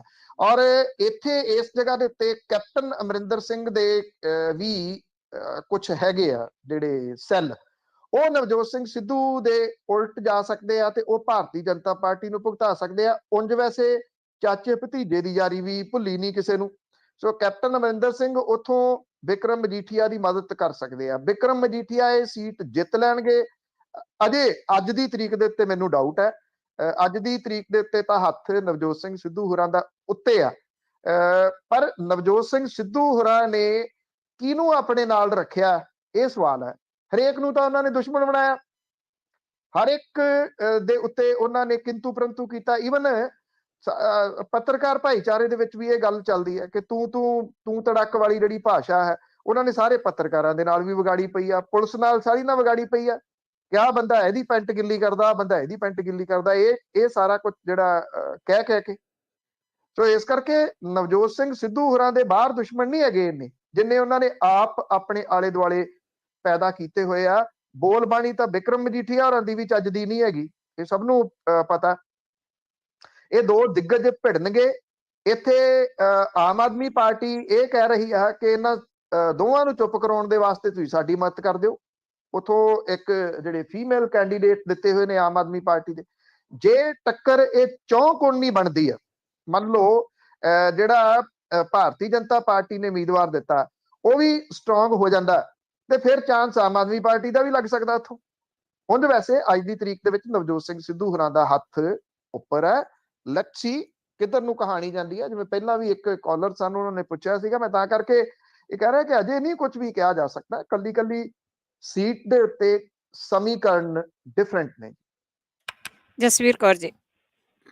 ਹਾਂਜੀ, ਸਤਿ ਸ੍ਰੀ ਅਕਾਲ। ਸਤਿ ਸ਼੍ਰੀ ਅਕਾਲ। ਉਹ ਜਿਹੜਾ ਹੈਗਾ ਆ ਕੇਂਦਰੀਵਾਲ, ਉਹ ਭੁੱਲਰ ਦੀ ਦੂਜੀ ਤੇ ਸਾਈਨ ਕਰ ਦੇਣ ਤਾਂ ਭੁੱਲਰ ਛੁੱਟ ਜਾਵੇ ਤਾਂ ਉਹਨੂੰ ਕੀ ਤਕਲੀਫ ਆ? ਹੋਰ ਕੁਝ ਕਹਿਣਾ ਹੈ? ਹਾਂਜੀ ਹਾਂਜੀ, ਇੱਕ ਉੱਥੇ ਦਿੱਲੀ 'ਚ ਦੇਖ ਲਾ, ਉਹ ਕੁੜੀ ਦਾ ਇੰਨਾ ਅਤਿਆਚਾਰ ਗਰੀਬ ਪਰਿਵਾਰ ਤੇ ਕੀਤਾ, ਉਹ ਇਹਨਾਂ ਨੇ ਇੱਕ ਵਾਰੀ ਵੀ ਮੂੰਹੋਂ ਨਹੀਂ ਕਿਹਾ, ਕੋਈ ਖਬਰ ਕੋਈ ਨਹੀਂ ਲਾਈ ਕਿ ਕੀ ਹੋਇਆ ਕਿੱਦਾਂ ਹੋਇਆ। ਤਾਂ ਵੀਡੀਓ ਵਾਲੇ ਉਹ ਦਿਖਾਲਦੇ ਜਿਨ੍ਹਾਂ ਨੂੰ ਉਹ ਸਿੱਖ ਪੰਥਕ ਆਇਓ ਆ, ਆਪਣੇ ਨਿਹੰਗ ਸਿੰਘ ਆਇਓ ਆ, ਉਹਨਾਂ ਨੇ ਦਿਖਾਲੇ। ਕਿਤੇ ਪਰਿਵਾਰ ਦਾ ਇੰਨਾ ਬੁਰਾ ਹਾਲ, ਇੰਨੇ ਦੁਖੀ ਪਰਿਵਾਰ ਨੂੰ ਛੇੜ ਕੇ ਉਹਨਾਂ ਦਾ ਕਿੱਥੇ ਭਲਾ। Thank you. ਮੈਂ 4 ਵਜੇ ਸ਼ੋਅ ਕੀਤਾ ਸੀ, ਤੁਸੀਂ ਦੱਸਿਆ ਨਹੀਂ ਕੁਝ ਵੀ। ਥੈਂਕ ਯੂ ਜੀ। ਦੇਖੋ, ਇੱਕ ਤਾਂ ਜਿਹੜੇ ਪ੍ਰੋਫੈਸਰ ਦਵਿੰਦਰਪਾਲ ਸਿੰਘ ਭੁੱਲਰ ਹੋਰਾਂ ਵਾਲਾ ਮਾਮਲਾ ਹੈ, ਸਿਰਫ ਉਹ ਕਿਉਂ, ਬਾਕੀ ਵੀ ਜਿੰਨੇ ਨੇ, ਜਿਨ੍ਹਾਂ ਦੀਆਂ ਵੀ ਸਜ਼ਾ ਪੂਰੀਆਂ ਹੋਈਆਂ ਨੇ, ਸਭ ਦਾ ਮਾਮਲਾ ਆਉਣਾ ਚਾਹੀਦਾ ਜੀ। ਬਾਕੀਆਂ ਨੂੰ ਕਿਉਂ ਛੱਡ ਰਹੇ ਹੋ? ਉਹਨਾਂ ਨੂੰ ਵੀ 27 28 ਸਾਲ ਅੰਦਰ ਹੋ ਗਏ। ਔਰ ਇਸ ਵੇਲੇ ਹੈਰਾਨੀਜਨਕ ਤਰੀਕੇ ਦੇ ਨਾਲ ਭੁੱਲਰ ਸਾਹਿਬ ਦੇ ਪਰਿਵਾਰ ਨੂੰ ਉਜਾੜਨ ਵਾਲੇ ਕੌਣ ਨੇ, ਜਿਨੇ ਉਹਨਾਂ ਦੇ ਰਿਸ਼ਤੇਦਾਰ ਚੁੱਕ ਕੇ ਸਾਰੇ ਖਪਾ ਦਿੱਤੇ, ਮਾਰ ਦਿੱਤੇ ਸਾਰੇ ਦੇ ਸਾਰੇ? ਉਹ ਕੌਣ ਸੀ ਪਤਾ ਕਿਸੇ ਨੂੰ ਯਾਦ ਹੈ? ਸ਼ਾਇਦ ਨਹੀਂ। ਉਹ ਸਮੇਧ ਸੈਣੀ ਨੇ ਮਾਰੇ ਨੇ। ਔਰ ਸਮੇਧ ਸੈਣੀ ਨੂੰ ਡੀਜੀਪੀ ਕਿਹਨੇ ਲਾਇਆ ਸੀਗਾ, ਇਹ ਯਾਦ ਹੈ ਕਿਸੇ ਨੂੰ ਜੀ? ਨਹੀਂ, ਯਾਦ ਨਹੀਂ ਹੋਣਾ ਕਿਸੇ ਨੂੰ, ਕਿਉਂਕਿ ਅਸੀਂ ਉਹਨਾਂ ਕੁ ਯਾਦ ਰੱਖਦੇ ਜਿੰਨਾ ਕਿ ਸਾਨੂੰ ਸੋਸ਼ਲ ਮੀਡੀਆ ਆਲੇ ਦੁਆਲੇ ਯਾਦ ਕਰਾਉਂਦਾ, ਜਾਂ ਜਿਵੇਂ ਇਹਨਾਂ ਨੂੰ ਪਿੱਛੋਂ ਦੱਸ ਰਹੇ ਸੀ ਵੀ ਆਹ ਬੋਲੋ ਆਹ ਬੋਲੋ। ਅਸੀਂ ਕਿਸੇ ਦੇ ਡਿਕਟੇਟ ਕੀਤੇ ਹੋਏ ਬੋਲਦੇ ਆ। ਜੋ ਕੁਝ ਉਸ ਔਰਤ ਦੇ ਨਾਲ ਹੋਇਆ, ਉਹਦੀ ਕੌਣ ਉਹਨੂੰ ਇਹ ਕਹਿ ਰਿਹਾ ਕਿ ਉਹ ਸਹੀ ਹੋਇਆ? ਉਹ ਬਹੁਤ ਮਾੜਾ ਹੋਇਆ। ਔਰ ਮੇਰੇ ਦੋਸਤ ਨੇ ਪੰਜਾਬ ਹਰਿਆਣਾ ਹਾਈ ਕੋਰਟ ਤੋਂ ਹਾਕਮ ਸਿੰਘ ਹੋਰਾਂ, ਉਹਨਾਂ ਦੀ ਟੀਮ ਹੈ ਪੂਰੀ ਦੀ ਪੂਰੀ, ਉਹ ਵਕੀਲਾਂ ਦੀ ਟੀਮ ਉੱਥੇ ਗਈ ਹੋਈ ਆ ਉਹਨੂੰ ਲੀਗਲ ਏਡ ਪ੍ਰੋਵਾਈਡ ਕਰਨ ਦੇ ਵਾਸਤੇ। ਉਹਨਾਂ ਦਾ ਬਣਾਇਆ ਹੋਇਆ ਇਹ ਦਬਾਅ ਆ ਕਿ 11 ਗ੍ਰਿਫਤਾਰੀਆਂ ਇਸ ਮਾਮਲੇ ਦੇ ਵਿੱਚ ਹੋ ਚੁੱਕੀਆਂ ਹੋਈਆਂ ਨੇ। ਇਹ ਹੁੰਦਾ ਨਾ, ਪੁਲਿਸ ਨੇ ਮਾਮਲਾ ਦਰਜ ਕਰ ਲਿਆ, ਅਰੈਸਟ ਹੋ ਗਈਆਂ। ਉੱਥੇ ਔਰਤਾਂ ਨੇ ਇਹ ਸਾਰਾ ਕੁਝ ਉਹਦੇ ਨਾਲ ਕੀਤਾ, ਜੋ ਕੁਝ ਉਹਦੇ ਕਾਲਾ ਮੂੰਹ ਕੀਤਾ, ਉਹਦੇ ਵਾਲ ਕੱਟੇ, ਉਹਦੇ ਗਲ 'ਚ ਛਿੱਤਰਾਂ ਦਾ ਹਾਰ ਜਿਹੜਾ ਪਾ ਕੇ ਉਹਦਾ ਜਲੂਸ ਕੱਢਿਆ, ਉਹ ਔਰਤਾਂ ਨੇ ਜਿਹੜਾ ਜੀ ਉਹ ਕੱਢਿਆ। ਕਾਨੂੰਨ ਨੇ ਆਪਣਾ ਕੰਮ ਕੀਤਾ। ਕਿਸੇ ਨੂੰ ਹੁਣ ਚੌਂਕ ਦੇ ਵਿੱਚ ਲਿਆ ਕੇ ਫਾਹੇ ਨਹੀਂ ਟੰਗਿਆ ਜਾ ਸਕਦਾ ਕਿ ਤੁਸੀਂ ਲਿਆਂਦਾ ਤੇ ਉਹਨੂੰ ਲਿਆ ਕੇ ਜਿਹੜਾ ਜੀ ਉਹ ਮਾਰ ਦਿਓ। ਕੀ ਇਦਾਂ ਦਾ ਕਾਨੂੰਨ ਚਾਹੁੰਦੇ ਹੋ? ਜੇ ਇਦਾਂ ਦਾ ਕਾਨੂੰਨ ਚਾਹੁੰਦੇ ਹੋ ਤਾਂ ਫਿਰ ਅਫਗਾਨਿਸਤਾਨ ਦੇ ਵਿੱਚ ਤਾਲਿਬਾਨ ਹੈਗੇ ਆ, ਉੱਥੇ ਚਲੇ ਜਾਓ। ਜੋ ਲੀਗਲ ਕਰ ਸਕਦੇ ਆ ਉਹ ਲੀਗਲ ਕਰ ਵੀ ਰਹੇ ਆ। ਇਹ ਦੱਸਣਾ ਜ਼ਰੂਰੀ ਨਹੀਂ ਹੁੰਦਾ ਕਿ ਮੈਂ ਸਭ ਤੋਂ ਪਹਿਲਾਂ ਆ ਕੇ ਦੱਸਾਂ ਕਿ ਆਹ ਕੁਝ ਜਿਹੜਾ ਜੀ ਉਹ ਕਰ ਦਿੱਤਾ। ਹੋ ਰਿਹਾ ਇੱਕ ਪ੍ਰੋਸੈਸ ਆ, ਉਹਦੇ ਤਹਿਤ ਜਿਹੜਾ ਉਹ ਹੁੰਦਾ। ਕਾਈਂਡਲੀ ਭੁੱਲਰ ਸਾਹਿਬ ਦੇ ਨਾਲ ਬਾਕੀਆਂ ਦੀ ਗੱਲ ਵੀ ਰੱਖੋ ਕਿ ਆਉਣੇ ਚਾਹੀਦੇ। ਭੁੱਲਰ ਸਾਹਿਬ ਅੰਦਰ ਨਹੀਂ ਹੈਗੇ, ਨਾਲੇ ਇਹ ਵੀ ਮੈਂ ਦੱਸਵਾਂ ਜੀ, ਉਹਨਾਂ ਦਾ ਇਲਾਜ ਚੱਲ ਰਿਹਾ, ਉਹ ਪੈਰੋਲ ਦੇ ਉੱਤੇ ਨੇ। ਉਹਨਾਂ ਦੀ ਕਿਉਂਕਿ ਦਿਮਾਗੀ ਹਾਲਤ ਠੀਕ ਨਹੀਂ ਸੀ, ਜਿਹਦੇ ਕਰਕੇ ਸੁਪਰੀਮ ਕੋਰਟ ਦੇ ਹੁਕਮਾਂ ਦੇ ਉੱਤੇ ਉਹਨਾਂ ਦਾ ਇਲਾਜ ਚੱਲ ਰਿਹਾ। ਤੇ ਇਹ ਗੱਲ ਜ਼ਰੂਰ ਯਾਦ ਕਰਿਆ ਕਰੋ ਕਿ ਭੁੱਲਰ ਸਾਹਿਬ ਦੇ ਪਰਿਵਾਰ ਨੂੰ ਚੁੱਕ ਕੇ ਖਪਾਇਆ ਕਿਹਨੇ ਤੇ ਡੀਜੀਪੀ ਉਹਨੂੰ ਲਾਇਆ ਕਿਹਨੇ, ਉਹ ਤੁਸੀਂ ਭੁੱਲ ਜਾਂਦੇ ਹੋ। ਜਿਹੜੇ ਅੱਜ ਵੀਡੀਓ ਪਾ ਕੇ ਤੁਹਾਨੂੰ ਦੱਸ ਰਹੇ ਆ ਨਾ ਕਿ ਭੁੱਲਰ ਸਾਹਿਬ ਵਾਲੇ ਮਾਮਲੇ ਦੇ ਉੱਤੇ ਆਹ ਕੁਝ ਹੋਣਾ ਚਾਹੀਦਾ ਹੈ, ਉਹਨਾਂ ਨੂੰ ਇਹ ਪੁੱਛੋ ਕਿ ਸਮੇਧ ਸੈਣੀ ਜਿਹਦੇ ਉੱਤੇ ਇੰਨੇ ਦੋਸ਼ ਲੱਗਦੇ ਸੀਗੇ, ਉਹਨੂੰ ਕੀ ਉਹੀ ਲੱਭਿਆ ਸੀ ਉਹਨਾਂ ਨੂੰ ਡੀਜੀਪੀ ਲਾਉਣ ਦੇ ਵਾਸਤੇ? ਔਰ ਜਿਹੜੀ ਬਾਅਦ ਦੇ ਵਿੱਚ ਘਟਨਾਵਾਂ ਵਾਪਰੀਆਂ ਨੇ ਗੁਰੂ ਗ੍ਰੰਥ ਸਾਹਿਬ ਦੀ ਬੇਅਦਬੀ ਦੀਆਂ, ਉਹ ਭੁੱਲ ਭੁਲਾ ਗਏ ਉਦੋਂ ਡੀਜੀਪੀ ਕੌਣ ਸੀ? ਜਿਹੜੇ 2 ਪੁਲਿਸ ਨੇ ਮਾਰੇ ਇੱਥੇ ਬਾਈਬਲ ਕਲਾਂ ਦੇ ਵਿੱਚ, ਉਦੋਂ ਡੀਜੀਪੀ ਕੌਣ ਸੀ? ਉਹ ਵੀ ਸਾਰਾ ਕੁਝ ਅਸੀਂ ਜਿਹੜਾ ਜੀ ਉਹ ਭੁੱਲ ਗਏ। ਅਸੀਂ ਤਾਂ ਗੁਰੂ ਗ੍ਰੰਥ ਸਾਹਿਬ ਦੀ ਬੇਅਦਬੀ ਭੁੱਲ ਗਏ, ਕਿਉਂਕਿ ਉਹਦਾ ਜ਼ਿਕਰ ਨਹੀਂ ਹੋ ਰਿਹਾ ਇਸ ਵੇਲੇ। ਉਹ ਕ੍ਰਿਸ਼ਨ ਭਗਵਾਨ ਸਿੰਘ ਹੋਰਾਂ ਦਾ ਮੁੰਡਾ ਠੰਡ ਦੇ ਵਿੱਚ ਉੱਥੇ ਤੰਬੂ ਲਾ ਕੇ ਬੈਠਾ, ਉਹਦੇ ਕੋਲੇ ਕਿੰਨੇ ਕੁ ਲੋਕਾਂ ਨੇ ਉਹਦੇ ਵਾਸਤੇ ਹਾਂ ਦਾ ਨਾਰਾ ਜਿਹੜਾ ਜੀ ਉਹ ਮਾਰਿਆ। ਅਸੀਂ ਨਾ ਜੀ ਉਹ ਲਾ ਲਾ ਲਾ ਲਾ ਲਾ ਲਾ ਲਾ ਲਾ ਇੱਕ ਪਾਸੜ ਜਿਹੜਾ ਜੀ ਉਹ ਉਸ ਤਰੀਕੇ ਨਾਲ ਕਰਨਾ ਸ਼ੁਰੂ ਕਰ ਦਿੰਦੇ ਆ। ਇਹ ਇੱਕ ਸਾਜ਼ਿਸ਼ ਹੁੰਦੀ ਆ ਅਸਲ ਮੁੱਦਿਆਂ ਤੋਂ ਧਿਆਨ ਡਾਈਵਰਟ ਕਰਾਉਣ ਦੀ, ਤੇ ਤੁਹਾਡੇ ਤੋਂ ਉਹ ਧਿਆਨ ਡਾਈਵਰਟ ਕਰਵਾ ਦਿੱਤਾ। ਬੇਅਦਬੀ ਦੀਆਂ ਘਟਨਾਵਾਂ ਦਾ ਜ਼ਿਕਰ ਇਸ ਵੇਲੇ ਸਭ ਤੋਂ ਜ਼ਿਆਦਾ ਹੋਣਾ ਚਾਹੀਦਾ ਸੀ। ਜਾਂ ਸੰਘ ਪਾੜ ਕੇ ਰਹਿ ਗਏ, ਕਿੱਥੋਂ ਤੱਕ ਜਾ ਕੇ ਉਹ ਗੱਲ ਕਰਕੇ ਕਵਰੇਜ ਕਰਕੇ ਕੋਈ ਉਹਦੀ ਗੱਲ ਕਰਨ ਦੇ ਵਾਸਤੇ ਤਿਆਰ ਨਹੀਂਗਾ ਜੀ। ਚਿੱਟੇ ਦੇ ਨਾਲ ਕਿੰਨੀਆਂ ਅਰਥੀਆਂ ਚੁੱਕੀਆਂ, ਕਿੰਨੇ ਪਿਓਾਂ ਨੇ ਆਪਣੇ ਜਵਾਨ ਪੁੱਤਾਂ ਨੂੰ ਸਿਵਿਆਂ ਤੱਕ ਉਹ ਲੈ ਕੇ ਗਏ, ਉਹਦੀ ਕੋਈ ਗੱਲ ਕਰਨ ਦੇ ਵਾਸਤੇ ਜਿਹੜਾ ਉਹ ਤਿਆਰ ਨਹੀਂਗਾ। ਮੇਰੀ ਸਿੰਪਥੀ, ਮੇਰੀ full support professor Davinderpal Singh Bhullar ਹੋਰਾਂ ਦੇ ਨਾਲ ਹੈ, ਪਰ ਉਹਨਾਂ ਦੇ ਇਲਾਵਾ ਜਿਹੜੇ ਬਾਕੀ ਬੈਠੇ ਆ 28 ਸਾਲ ਹੋ ਗਏ ਜੇਲ੍ਹਾਂ ਦੇ ਵਿੱਚ ਬੈਠੇ ਆ, ਉਹਨਾਂ ਦਾ ਵੀ ਨਾਲ ਹੈ ਕਿ ਸਭ ਦਾ ਮੁੱਦਾ ਉੱਠਣਾ ਚਾਹੀਦਾ, ਕਿਸੇ ਇੱਕ ਦਾ ਨਹੀਂ। ਪਰ ਤੁਸੀਂ ਇੱਕ ਦਾ ਉਠਾ ਕੇ ਬਹੁਤੇ ਜਿਹੜੇ ਮੁੱਦੇ ਨੇ ਨਾ ਉਹਨਾਂ ਨੂੰ ਦੱਬੀ ਜਾ ਰਹੇ ਹੋ। ਇਸ ਚੀਜ਼ ਦਾ ਧਿਆਨ ਜ਼ਰੂਰ ਰੱਖੋ। ਜੇ ਅੱਜ ਇਹ ਸਾਰੇ ਮੁੱਦੇ ਨਾ ਉੱਠੇ ਤਾਂ ਅਗਲੇ 5 ਸਾਲ ਕਿਸੇ ਹੋਰ ਨੇ ਤੁਹਾਨੂੰ ਪੁੱਛਣਾ ਨਹੀਂਗਾ ਜੀ। ਰੋਜਰ ਜੀ ਸਤਿ ਸ਼੍ਰੀ ਅਕਾਲ। ਰੋਜਰ ਹੈਲੋ, ਸਤਿ ਸ਼੍ਰੀ ਅਕਾਲ। ਹਾਂਜੀ ਸਤਿ ਸ਼੍ਰੀ ਅਕਾਲ ਜੀ। ਹਾਂਜੀ am I on or no? ਹਾਂਜੀ ਤੁਸੀਂ ਔਨ 에ਅਰ ਸੀ। ਜੇ ਕੋਈ ਹੋਰ ਗੱਲ ਕਰਨੀ ਹੈ ਤੇ ਤੁਸੀਂ ਦੁਬਾਰਾ ਕਾਲ ਕਰ ਲਿਓ। ਅਗਲੇ ਕਾਲਰ ਨੇ ਸੁਰਿੰਦਰ ਸਿੰਘ। ਹਾਂਜੀ ਭੈਣ ਜੀ ਤੇ ਪੰਨੂ ਸਾਹਿਬ ਤੇ ਸਾਰੇ US ਰੇਡੀਓ ਟੱਬਰ ਨੂੰ ਸਤਿ ਸ੍ਰੀ ਅਕਾਲ ਜੀ। ਸਤਿ ਸ਼੍ਰੀ ਅਕਾਲ। ਪੰਨੂ ਸਾਹਿਬ, ਉਹ ਇਹ ਲੋਕ ਸਮਝਦੇ ਨਹੀਂ। ਉਹ ਜਦੋਂ ਇਹ ਭੁੱਲਰ ਉਹਨਾਂ ਨੂੰ ਆਰਡਰ ਹੋਇਆ ਸੀ, ਉਹਨੇ ਬਿੱਟੇ ਨੇ ਉਸੇ ਵੇਲੇ ਪਟੀਸ਼ਨ ਪਾਤੀ, ਸਟੇਟਸ ਕੋ ਲੱਗਾ ਆ, ਜੋ ਇਸ ਹਾਲਤ ਵਿੱਚ ਕੇਸ ਆ ਉਸੇ ਹਾਲਤ ਵਿੱਚ ਕੋਰਟ ਦਾ ਆਰਡਰ ਰਹਿਣਾ। ਪਰ ਭੁੱਲਰ ਸਾਹਿਬ ਹੁਣ ਉਹ ਜੇਲ੍ਹ 'ਚ ਨਹੀਂ ਹੈ, ਮੇਰੇ ਖਿਆਲ ਕਾਸਟੀ 'ਚ ਆ। ਉਹਨਾਂ ਦੀ ਭੈਣ ਜੀ ਕੋਲ ਰਹਿੰਦੇ ਆ, ਸੇਵਾ ਕਰਦੇ ਆ ਉਹਨਾਂ ਦੀ, ਕੋਈ ਉਹ ਜੇਲ੍ਹ ਵਾਲਾ ਕੰਮ ਨਹੀਂ ਹੁਣ ਹੈ। ਪਰ ਉਹ ਜਿਹੜਾ ਸਟੇਟਸ ਪਿਆ ਨਾ ਉਹਦੇ ਕਰਕੇ ਕੇਸ ਉਦਾਂ ਦਾ ਉਦਾਂ ਰਹਿਣਾ, ਜਦ ਤੱਕ ਹੁੰਦਾ ਨਹੀਂ ਤੇ ਹੁਣ ਹੋਊਗਾ ਤਾਂ ਫਿਰ ਹੋਊਗਾ। ਬਾਕੀ ਮੈਨੂੰ ਦੱਸਿਓ ਬਾਪੂ ਜੀ ਦੀ ਕੀ ਹਾਲਤ ਹੈ ਜੀ? ਪੰਨੂ ਸਾਹਿਬ ਕੀ ਕੋਈ ਐਤਕੀ ਬਣੂ ਗੱਲਬਾਤ ਉੱਥੇ ਜੀ? ਕੌਣ ਜੀ? ਸੂਰਤ ਸਿੰਘ ਹੋਰਾਂ ਦੀ ਗੱਲ ਕਰਦੇ ਆ। ਬਾਪੂ ਜੀ ਬਾਦਲ ਸਾਹਿਬ। ਬਾਦਲ ਦੀ, ਠੀਕ ਹੈ। ਅੱਛਾ ਚਲ ਥੈਂਕ ਯੂ। ਬਾਪੂ ਬੜੇ ਨੇ ਨਾ ਇੱਕ ਤਾਂ। ਦੇਖੋ ਥੈਂਕ ਯੂ ਸੁਰਿੰਦਰ। ਉਮੀਦ ਹੈ ਜੀ ਕਿ ਇਸ ਵਾਰੀ ਜਿਹੜਾ ਉਹ ਇੱਕ ਤਾਂ ਉਹਨਾਂ ਨੇ ਰਿਕਾਰਡ ਸਿਰਜ ਦਿੱਤਾ ਕਿ ਉਹ ਸਭ ਤੋਂ ਛੋਟੀ ਉਮਰ ਦੇ ਮੁੱਖ ਮੰਤਰੀ ਬਣੇ ਸੀ, ਛੋਟੀ ਉਮਰ ਦੇ MLA ਬਣੇ ਸੀ, ਸਭ ਤੋਂ ਵੱਡੀ ਉਮਰ ਦੇ ਕਾਗਜ਼ ਭਰਨ ਵਾਲੇ ਵੀ ਉਹ ਬਣ ਗਏ ਆ। ਲੰਬੀ ਦੇ ਵਿੱਚ ਲੜਾਈ ਲੰਬੀ ਆ ਇਸ ਵਾਰੀ। ਉੱਥੇ ਗੁਰਮੀਤ ਸਿੰਘ ਖੁੱਡੀਆਂ ਹੋਰਾਂ ਨੇ ਜਿਹੜਾ ਜੀ ਉਹ ਜੇ ਪੰਜਾਬੀ 'ਚ ਪੁੱਛੋ ਤੇ ਪੜ੍ਹਨੇ ਪਾਇਆ ਹੋਇਆ ਇਸ ਪਰਿਵਾਰ ਨੂੰ। ਜੇ ਇਹ ਸੀਟ ਸੁਰੱਖਿਅਤ ਹੁੰਦੀ ਤੇ ਸੁਖਬੀਰ ਸਿੰਘ ਬਾਦਲ ਹੋਰੀ ਜਲਾਲਾਬਾਦ ਛੱਡ ਕੇ ਲੰਬੀ ਆ ਜਾਂਦੇ। ਨਹੀਂ ਆਏ ਉਹ, ਤੇ ਵੀ ਕਿਤੇ ਉਹ ਨਾ ਹੋਵੇ ਅਕਾਲੀ ਦਲ ਦਾ ਪ੍ਰਧਾਨ ਹੀ ਹਾਰਦਾ ਹੋਵੇ। ਜੇ ਇਹ ਸੀਟ ਸੁਰੱਖਿਅਤ ਹੁੰਦੀ ਤੇ ਹਰਸਿਮਰਤ ਕੌਰ ਬਾਦਲ ਹੋਰੀ ਇਥੋਂ ਆ ਜਾਂਦੇ, ਪਰ ਕਿਉਂਕਿ ਉਹ ਮੰਤਰੀ ਵੀ ਰਹੇ ਨੇ, ਜੇ ਉਹ ਵਿਧਾਨ ਸਭਾ ਹਾਰ ਗਏ ਤੇ ਕੱਲ ਨੂੰ ਲੋਕ ਸਭਾ ਦੇ ਵਿੱਚ ਫੇਰ ਉਹ ਕਿਵੇਂ ਜਾਣਗੇ ਬਠਿੰਡੇ ਵਾਲੀ ਦੇ ਉੱਤੇ। ਇਸ ਕਰਕੇ ਉਹ ਵੀ ਨਹੀਂ ਆਏ। ਪ੍ਰਕਾਸ਼ ਸਿੰਘ ਬਾਦਲ ਹੋਰਾਂ ਨੂੰ ਜਿਹੜਾ ਜੀ ਉਹ ਲਿਆ ਕੇ ਉੱਥੇ ਫਿੱਟ ਕਰ ਦਿੱਤਾ ਕਿ ਲੜੋ ਬਾਪੂ ਜੀ। ਤੋਂ ਉਹਨਾਂ ਨੇ ਜਿਹੜੇ ਉਹ ਪ੍ਰਕਾਸ਼ ਸਿੰਘ ਬਾਦਲ ਹੋਰਾਂ ਨੂੰ ਖੜੇ ਕਰਨ ਦੇ ਵਾਸਤੇ 4 ਬੰਦੇ ਚਾਹੀਦੇ ਹੁੰਦੇ ਆ, ਪਰ ਉਹ ਸਰੀਰਕ ਰੂਪ ਦੇ ਵਿੱਚ ਉਂਝ ਉਹ ਖੜੇ ਹੋ ਗਏ ਆ ਲੰਬੀ ਤੋਂ।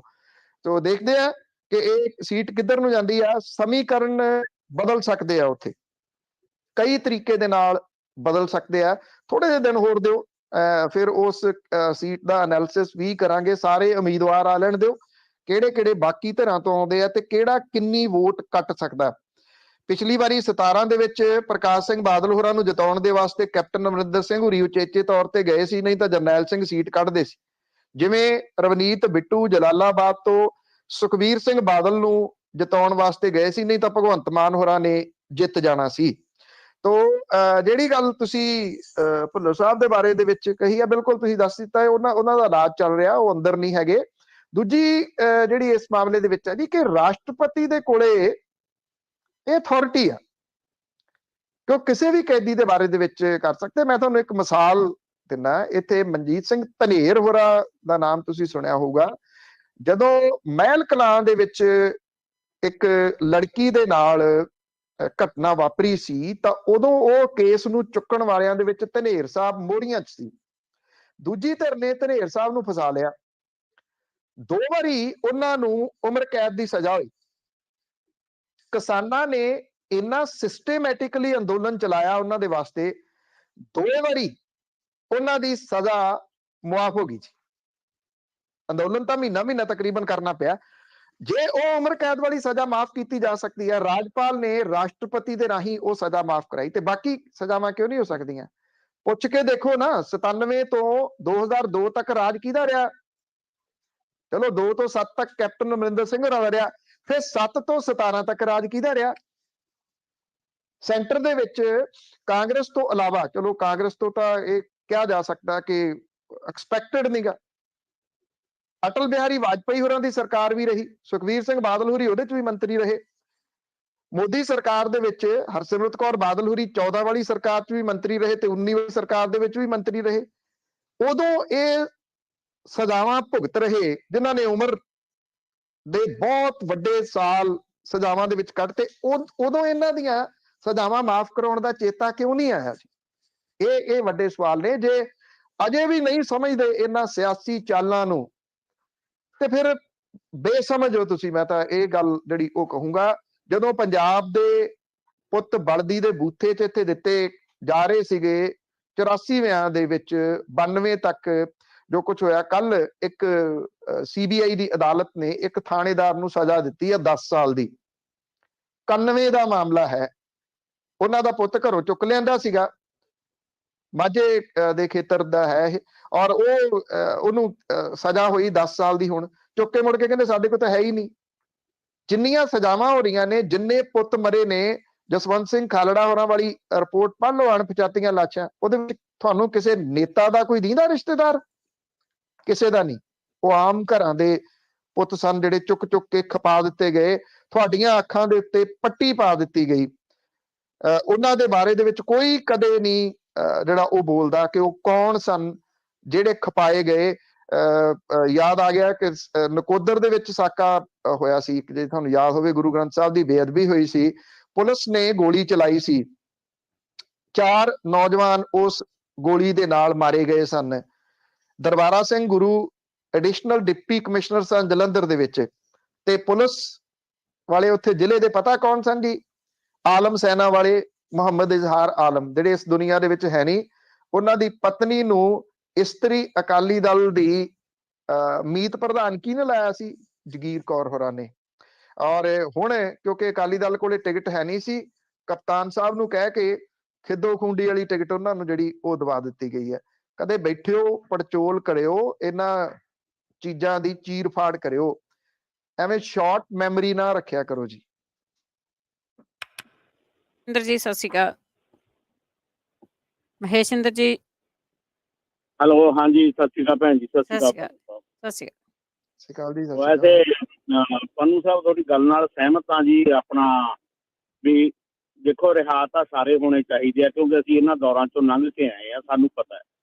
ਰਿਹਾ ਸਾਰੇ ਹੋਣੇ। ਲੋਕ ਸਵਾਲ ਇਸ ਕਰਕੇ ਕਰਦੇ ਆ ਕਿਉਂਕਿ ਇਹ ਗੱਲ ਜਿਹੜੀ ਹੈ ਵੀ ਉਹ ਫਾਈਲ ਜਿਹੜੀ ਹੈ ਕੇਜਰੀਵਾਲ ਕੋਲੇ ਆ, ਉੱਥੇ ਦਿੱਲੀ ਦੇ ਕੋਲੇ ਹੈ, ਜਾਂ ਉਹਦੇ ਬਾਰੇ ਹੁਣ ਜਾਂ ਲੋਕਾਂ ਨੂੰ ਪਤਾ ਨਹੀਂ ਜਾਂ ਨਾ ਸਮਝੀ ਹੈ ਵੀ ਉਹ ਰਾਸ਼ਟਰਪਤੀ ਦੇ ਕੋਲੇ ਆ, ਉਹਦਾ ਅਥਾਰਟੀ, ਜਾਂ ਉਹਦੇ ਕੋਲੇ LG ਕੋਲੇ ਆ, ਜਾਂ ਕੇਜਰੀਵਾਲ ਕੋਲੇ ਆ। ਲੋਕ ਤਾਂ ਸਵਾਲ ਕਰਦੇ ਆ ਜੀ। ਤੁਸੀਂ ਥੋੜਾ ਜਿਹਾ ਇਸ ਗੱਲ ਤੇ ਗਰਮ ਹੋ ਜਾਂਦੇ ਹੋ। ਜਿਹੜਾ ਪੰਜਾਬੀ ਰੇਡੀਓ USA ਜੀ, ਇੱਕ ਨਿਰਪੱਖ ਹੈਗਾ ਅਦਾਰਾ ਜੀ। ਅਸੀਂ ਨਹੀਂ ਚਾਹੁੰਦੇ ਵੀ ਇਹਦੇ ਤੇ, ਦੇਖੋ ਅਸੀਂ ਬੜੀ ਉਮੀਦ ਨਾਲ ਤੁਹਾਨੂੰ ਜਾਂ ਆਪਣਾ ਮਿੰਟੂ ਗੁਰੂ ਸਰੀਏ ਨੂੰ ਜਾਂ ਅਸੀਂ ਸੁਣਦੇ ਹਾਂ ਜੀ ਵੀ ਸਾਨੂੰ ਕੁਝ ਨਿਰਪੱਖ ਸੁਣਨ ਨੂੰ ਮਿਲੂਗਾ। ਅਸੀਂ ਨਹੀਂ, ਦੇਖੋ ਨੋ ਡਾਊਟ ਤੁਹਾਡਾ ਇਹਨਾਂ ਦੇ ਨਾਲ ਸੰਬੰਧ ਹੈਗਾ ਆਮ ਆਦਮੀ ਪਾਰਟੀ ਨਾਲ, ਪਰ ਤੁਸੀਂ ਦੇਖੋ ਪੰਨੂ ਸਾਹਿਬ, ਮੈਂ ਕਾਫੀ ਲੰਮੇ ਸਮੇਂ ਤੋਂ ਸੁਣਦਾ ਆ ਰਿਹਾ ਤੁਹਾਨੂੰ, ਤੁਸੀਂ ਹਰ ਇੱਕ ਨੂੰ ਪੁਣਦੇ ਹੋ, ਕੋਈ ਕਾਂਗਰਸੀ ਹੋਵੇ, ਕੋਈ ਅਕਾਲੀ ਹੋਵੇ, ਕੋਈ ਬੀਜੇਪੀ ਵਾਲਾ ਹੋਵੇ, ਪਰ ਆਮ ਆਦਮੀ ਪਾਰਟੀ ਨੂੰ ਤੁਸੀਂ 5% ਵੀ, ਹੁਣ ਮੇਰੇ ਹਲਕੇ ਤੋਂ ਆਮ ਆਦਮੀ ਪਾਰਟੀ ਦਾ ਇੱਕ ਬੰਦਾ ਖੜਾ ਹੋਇਆ ਜੀ ਅਮਿਤ ਰਤਨ, ਜਿਹਦੀ ਘਰ ਵਾਲੀ ਮੇਰਾ ਖਿਆਲ ਹੈ DIG ਦੀ ਪੋਸਟ ਤੇ ਹੈ, ਜਿਹੜਾ ਬੰਦਾ ਚਿੱਟ ਫੰਡ 'ਚ ਆ ਗਿਆ ਸੀਗਾ, ਕਰੋੜਾਂ ਰੁਪਏ ਦਾ ਘਪਲਾ ਕੀਤਾ ਜੀ। ਮਤਲਬ ਕਿ ਮੇਰਾ ਕਹਿਣ ਦਾ ਮਤਲਬ ਇਹ ਹੈ ਵੀ ਇਹ ਵੀ ਦੁੱਧ ਧੋਤੇ। ਅਸੀਂ ਨਹੀਂ ਚਾਹੁੰਦੇ, ਜਿਵੇਂ ਅਸੀਂ ਦੂਜੇ ਮੀਡੀਆ ਨੂੰ ਗੋਦੀ ਮੀਡੀਆ ਕਹਿੰਦੇ ਆ, ਤਾਂ ਅਸੀਂ ਵੀ ਇਸ ਪਲੇਟਫਾਰਮ ਤੋਂ ਪਾਸੇ ਹਟ ਜਾਈਏ ਵੀ ਅਸੀਂ ਕਹਿ ਦਈਏ ਛੱਡੋ ਪਰੇ ਜੀ, ਪੰਨੂ ਸਾਹਿਬ ਨੂੰ ਕੀ ਸੁਣਨਾ, ਕਿਉਂਕਿ ਉਹਨਾਂ ਨੇ ਤਾਂ ਆਮ ਆਦਮੀ ਪਾਰਟੀ ਬਾਰੇ ਤਾਂ ਕੋਈ ਗੱਲ ਹੀ ਨਹੀਂ ਕਰੀ, ਦੂਜਿਆਂ ਨੂੰ ਹੀ ਪੁਣਨਾ ਜੀ, ਸਿੱਧੂ ਨੂੰ ਪੁਣਤਾ, ਚੰਨੀ ਨੂੰ ਪੁਣਤਾ, ਬਾਦਲਾਂ ਨੂੰ ਪੁਣਤਾ। ਇਸ ਕਰਕੇ ਲੋਕ ਤੁਹਾਨੂੰ ਸਵਾਲ ਕਰਦੇ ਆ ਜੀ। ਤੁਸੀਂ ਇਸ ਗੱਲ ਤੇ ਥੋੜਾ ਜਿਹਾ ਗੁੱਸਾ ਕਰ ਜਾਂਦੇ ਹੋ। ਗੁੱਸੇ ਦੀ ਬਜਾਏ ਤੁਸੀਂ ਜੇ ਸਮਝਾ ਕੇ ਅਗਲਿਆਂ ਨੂੰ ਜਵਾਬ ਦਿਓ ਤਾਂ ਮੇਰਾ ਖਿਆਲ ਹੈ ਬੈਟਰ ਹੋਊਗਾ, ਤਾਂ ਕਿ ਇੱਥੇ ਸਾਨੂੰ ਨਿਰਪੱਖ ਚੀਜ਼ ਸੁਣਨ ਨੂੰ ਮਿਲੇ ਜੀ। ਇਹ ਬੇਨਤੀ ਹੈ ਤੁਹਾਨੂੰ। Thank you. Thank you. ਦੇਖੋ ਇਸ ਤਰ੍ਹਾਂ ਹੈ, ਅਸੀਂ ਇਹ ਲਾ ਲੈਂਦੇ ਹਾਂ ਕਿ ਨਿਰਪੱਖ ਉਹ ਹੁੰਦਾ ਵੀ ਜਿਹੜਾ ਸਾਡੇ ਵੱਲ ਦੀ ਗੱਲ ਕਰੇ। ਫਿਰ ਉਹ ਨਿਰਪੱਖ ਕਿਵੇਂ ਹੋ ਗਈ ਕਿ ਜੇ ਇਹ ਕਿਹਾ ਜਾਵੇ ਵੀ ਉਹਨਾਂ ਨੇ ਜੋ ਕਹਿਤਾ ਮੈਂ ਉਹਨਾਂ ਨੂੰ ਕਹਾਂ ਵੀ ਹਾਂ ਬਿਲਕੁਲ ਤੁਸੀਂ 100% ਇਸ ਗੱਲ ਦੇ ਉੱਤੇ ਠੀਕ ਹੋ, ਫਿਰ ਉਹ ਨਿਰਪੱਖ ਹੋਊਗਾ ਜੀ? ਨਹੀਂ, ਫਿਰ ਉਹ ਨਿਰਪੱਖ ਨਹੀਂ ਹੋਊਗਾ। ਜਿਨ੍ਹਾਂ ਨੇ ਰਾਜ ਕੀਤਾ ਹੈ, ਜਿਨ੍ਹਾਂ ਨੇ ਹੁਣ ਤੱਕ ਰਾਜ ਕੀਤੇ ਨੇ ਇੰਨੇ ਸਾਲ, ਉਹ ਚਾਹੇ 47 ਤੋਂ ਬਾਅਦ ਲਾ ਲਓ ਤੇ ਚਾਹੇ 1966 ਦੇ ਵਿੱਚ ਜਦੋਂ ਪੰਜਾਬੀ ਸੂਬਾ ਬਣ ਗਿਆ, ਸਵਾਲ ਤਾਂ ਉਹਨਾਂ ਦੇ ਉੱਤੇ ਹੀ ਹੋਣਗੇ ਨਾ। ਪੰਜਾਬ ਦੀ ਇਹ ਪੀੜ੍ਹੀਆਂ ਜਿਹੜੀਆਂ ਨੇ ਉਹਦਾ ਸਤਿਆਨਾਸ਼ ਕਿਹਨੇ ਕੀਤਾ? ਜੇ ਤਾਂ ਜਿਹੜਾ ਸਬੰਧ, ਚਲੋ ਉਹ ਤੁਹਾਨੂੰ ਲੱਗਦਾ ਕਿ ਸਬੰਧ ਵਾਲੀ ਜਿਹੜੀ ਗੱਲ, ਉਹ ਇਸੇ ਤਰ੍ਹਾਂ ਦੇ ਹੀਅਰਸੇ ਹੁੰਦੇ ਆ ਜੀ, ਇਹਨੂੰ ਅਦਾਲਤੀ ਭਾਸ਼ਾ ਦੇ ਵਿੱਚ ਇਹ ਕਿਹਾ ਜਾਂਦਾ ਹੀਅਰਸੇ, ਸੁਣਿਆ ਤੇ ਬੋਲ ਦਿੱਤਾ। ਅੱਗੋਂ ਕੀ ਸਬੰਧ ਨੇ? ਮੈਂ ਕੋਈ ਉਹਨਾਂ ਦੇ ਜਿਹੜਾ ਕਿਸੇ ਕਮੇਟੀ ਦੇ ਵਿੱਚ ਹੈ ਜਿਹਨੇ ਟਿਕਟਾਂ ਦਿੱਤੀਆਂ ਨੇ, ਜਾਂ ਕਿਸੇ ਨੇ ਟਿਕਟਾਂ ਦਵਾਈਆਂ ਨੇ? ਕੀ ਸਬੰਧ ਨੇ? ਉਹ ਵੀ ਕਾਈਂਡਲੀ ਅਗਲੀ ਵਾਰੀ ਜਿਹੜਾ ਜੀ ਉਹ ਦੱਸ ਦੇਣਾ। ਹਾਂ, ਨਿੱਜੀ ਤੌਰ ਦੇ ਉੱਤੇ ਜੇ ਕਿਸੇ ਵਿਅਕਤੀ ਦੇ ਨਾਲ ਕੋਈ ਦੋਸਤੀ ਆ, ਉਹ ਵੀ ਅੱਜ ਦੀ ਨਹੀਂ 25-26 ਸਾਲਾਂ ਦੀ, ਕੀ ਉਸ ਦੋਸਤੀ ਨੂੰ ਇਸ ਕਰਕੇ ਛੱਡ ਦਿੱਤਾ ਜਾਵੇ ਜਾਂ ਉਹ ਪਾਸੇ ਰੱਖਤਾ ਵੀ ਮੈਂ ਭਾਈ ਆਪਣੀ ਦੋਸਤੀ ਖਤਮ ਹੋ ਗਈ ਕਿਉਂਕਿ ਤੂੰ ਸਿਆਸਤ ਦੇ ਵਿੱਚ ਆ ਗਿਆ? ਹਾਂ, ਉਹਦੇ ਕਰਕੇ ਉਹਨੂੰ ਕਦੇ ਜਿਹੜਾ ਜੀ ਉਹ ਬਖਸ਼ਿਆ ਤੇ ਤੁਸੀਂ ਕਹੋ। ਜੇ ਉਮੀਦਵਾਰ ਕੋਈ ਆਏ ਨੇ ਚਿੱਟ ਫੰਡ ਕੰਪਨੀਆਂ ਦੇ ਵਿੱਚ ਹੈ, ਜੇ ਉਹਨੂੰ ਅਦਾਲਤ ਨੇ ਦੋਸ਼ੀ ਠਹਿਰਾਇਆ ਹੋਇਆ ਕਿ ਉਹਨੇ ਲੋਕਾਂ ਦੇ ਪੈਸੇ ਲੁੱਟੇ ਆ, ਤੇ ਮੈਂ ਤੁਹਾਨੂੰ ਔਨ ਦੀ ਏਅਰ ਕਹਿਣਾ ਜੀ, ਉਹਦੇ ਸਬੂਤ ਦਿਓ। ਜੇ ਖਿਲਾਰ ਕੇ ਨਾ ਰੱਖਤਾ ਤੇ ਫਿਰ ਜਿਹੜਾ ਜੀ ਉਹ ਕਹਿਣਾ ਹੀਅਰਸੇ ਨਹੀਂ, ਸਿਰਫ ਜਿਹੜਾ ਜੀ ਇਹ ਕਹਿ ਦੇਣਾ ਕਿ ਹਾਂ ਸੁਣਿਆ ਜੀ ਉਹਨੇ ਚਿੱਟ ਫੰਡ ਕੰਪਨੀਆਂ ਤੋਂ ਪੈਸੇ ਖਾਧੇ ਆ। ਜੇ ਜਿਹੜੇ ਕੋਈ ਕਰਪਸ਼ਨ ਦਾ ਦੋਸ਼ ਤਾਂ ਨਵਜੋਤ ਸਿੰਘ ਸਿੱਧੂ ਹੋਰਾਂ ਦੇ ਉੱਤੇ ਨਹੀਂ ਲਾਇਆ, ਉਹਨਾਂ ਦੀ ਬੋਲਬਾਣੀ ਦੀ ਗੱਲ ਹੀ ਕੀਤੀ ਹੈ। ਚਰਨਜੀਤ ਸਿੰਘ ਚੰਨੀ ਹੋਰਾਂ ਦੇ ਉੱਤੇ ਕਰਪਸ਼ਨ ਦੇ ਕੋਈ ਦੋਸ਼ ਸਾਬਤ ਨਹੀਂ ਹੋਏ, ਪਰ 10 ਕਰੋੜ ਰੁਪਈਆ ਤਾਂ ਫੜਿਆ ਗਿਆ। ਜਿੱਥੋਂ ਤੱਕ ਅਕਾਲੀ ਦਲ ਬਾਦਲ ਦੀ ਗੱਲ ਹੈ, ਪੰਥਕ ਬੁਰਕਾ ਪਾ ਕੇ ਜੋ ਪੰਥ ਦੇ ਹਾਲਾਤ ਕਰਤਾ, ਜੇ ਤੁਹਾਨੂੰ ਇਹ ਲੱਗਦਾ ਕਿ ਕੱਲ ਤੋਂ ਮੈਂ ਉਹਨਾਂ ਦੀਆਂ ਤਾਰੀਫਾਂ ਦੇ ਪੁਲ ਬੰਨਣੇ ਜਿਹੜੇ ਉਹ ਸ਼ੁਰੂ ਕਰ ਦੇਵਾਂ, ਮੈਂ ਇਹ ਆਖਾਂ ਕਿ ਪੰਥਕ ਪਾਰਟੀ ਇਹ ਆ, ਤੇ ਮੈਂ ਸਿੰਪਲ ਜਿਹੇ ਲਫ਼ਜ਼ਾਂ ਦੇ ਵਿੱਚ ਇਹ ਕਹੂੰਗਾ ਭੈਣ ਜੀ ਹੋਰਾਂ ਨੂੰ ਕਿ ਅੱਜ ਦਾ ਜਿਹੜਾ ਸ਼ੋਅ ਆ ਇਹਨੂੰ ਫਿਰ ਲਾਸਟ ਹੀ ਕਰ ਦਿਓ ਜੀ, ਕਿਉਂਕਿ ਫਿਰ ਰਹਿਣ ਦਿੰਦੇ ਆ ਆਪਾਂ। ਜੇ ਤੁਸੀਂ ਇਹ ਸਮਝਦੇ ਹੋ ਕਿ ਇੱਥੇ ਉਹ ਚਾਪਲੂਸੀ ਕੀਤੀ ਜਾਵੇ ਕਿ ਆ ਵੀ ਠੀਕ ਹੈ, ਮੈਂ ਤੁਹਾਨੂੰ ਇਹ ਕਹਾਂ ਵੀ ਆਹ ਬੰਦਾ ਬਹੁਤ ਵਧੀਆ ਪਾਰਟੀ ਦਾ, ਆ ਵੀ ਬੰਦਾ ਬਹੁਤ ਵਧੀਆ, ਅੱਛਾ ਆ ਵੀ ਬਹੁਤ ਵਧੀਆ, ਤੇ ਫਿਰ ਮੈਂ ਇੱਥੇ ਕੀ ਲੈਣ ਆਇਆ ਜੀ?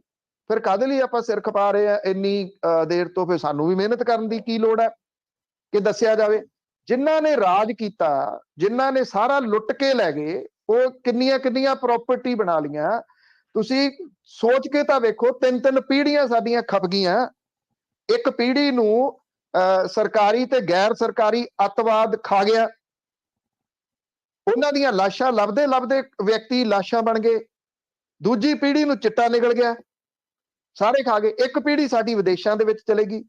ਜੇ ਤੁਸੀਂ ਅਜੇ ਵੀ ਭਾਲਦੇ ਹੋ ਕਿ ਇਹਨਾਂ ਦੀ ਤਾਰੀਫ ਜਿਹੜੀ ਉਹ ਕੀਤੀ ਜਾਵੇ, ਤੇ ਸੌਰੀ, ਮੈਂ ਇਸ ਲਾਈਨ ਦੇ ਵਿੱਚੋਂ ਇਸ ਫੀਲਡ ਨੂੰ ਛੱਡ ਦੇਣਾ ਕਿਤੇ ਬਿਹਤਰ ਸਮਝੂਗਾ, ਬਜਾਏ ਇਹਦੇ ਕਿ ਇਹਨਾਂ ਲੋਕਾਂ ਦੀ ਕੋਈ ਚਾਪਲੂਸੀ ਕਰਾਂਗੇ। ਸੁਰਿੰਦਰ ਸਿੰਘ ਜੀ। ਵਾਹਿਗੁਰੂ ਜੀ ਕਾ ਖਾਲਸਾ, ਵਾਹਿਗੁਰੂ ਜੀ ਕੀ ਫਤਿਹ। ਇੱਕ ਵਾਰੀ ਫਿਰ ਬੁਲਾਉਣਾ ਪੈਣਾ ਆ। ਵਾਹਿਗੁਰੂ ਜੀ ਕਾ ਖਾਲਸਾ, ਵਾਹਿਗੁਰੂ ਜੀ ਕੀ ਫਤਿਹ। ਕੀ ਕਹੀਏ ਤੇ ਕੀ ਨਾ ਕਹੀਏ, ਕੋਈ ਸਵਾਲ ਪੁੱਛਣ ਦੀ ਲੋੜ ਨਹੀਂ। ਇੰਨੀ ਮਿਹਨਤ ਨਾਲ ਸਟੈਟਿਸਟਿਕਲੀ ਅਪ ਟੂ ਡੇਟ ਸਾਰਾ ਕੁਝ ਲੈ ਕੇ ਆਉਨੇ ਆ। ਹੁਣ ਅਸੀਂ ਕਰ ਕੀ ਰਹੇ ਆ ਸਾਰੇ, ਇਨਕਲੂਡਿੰਗ ਮੀ ਟੂ?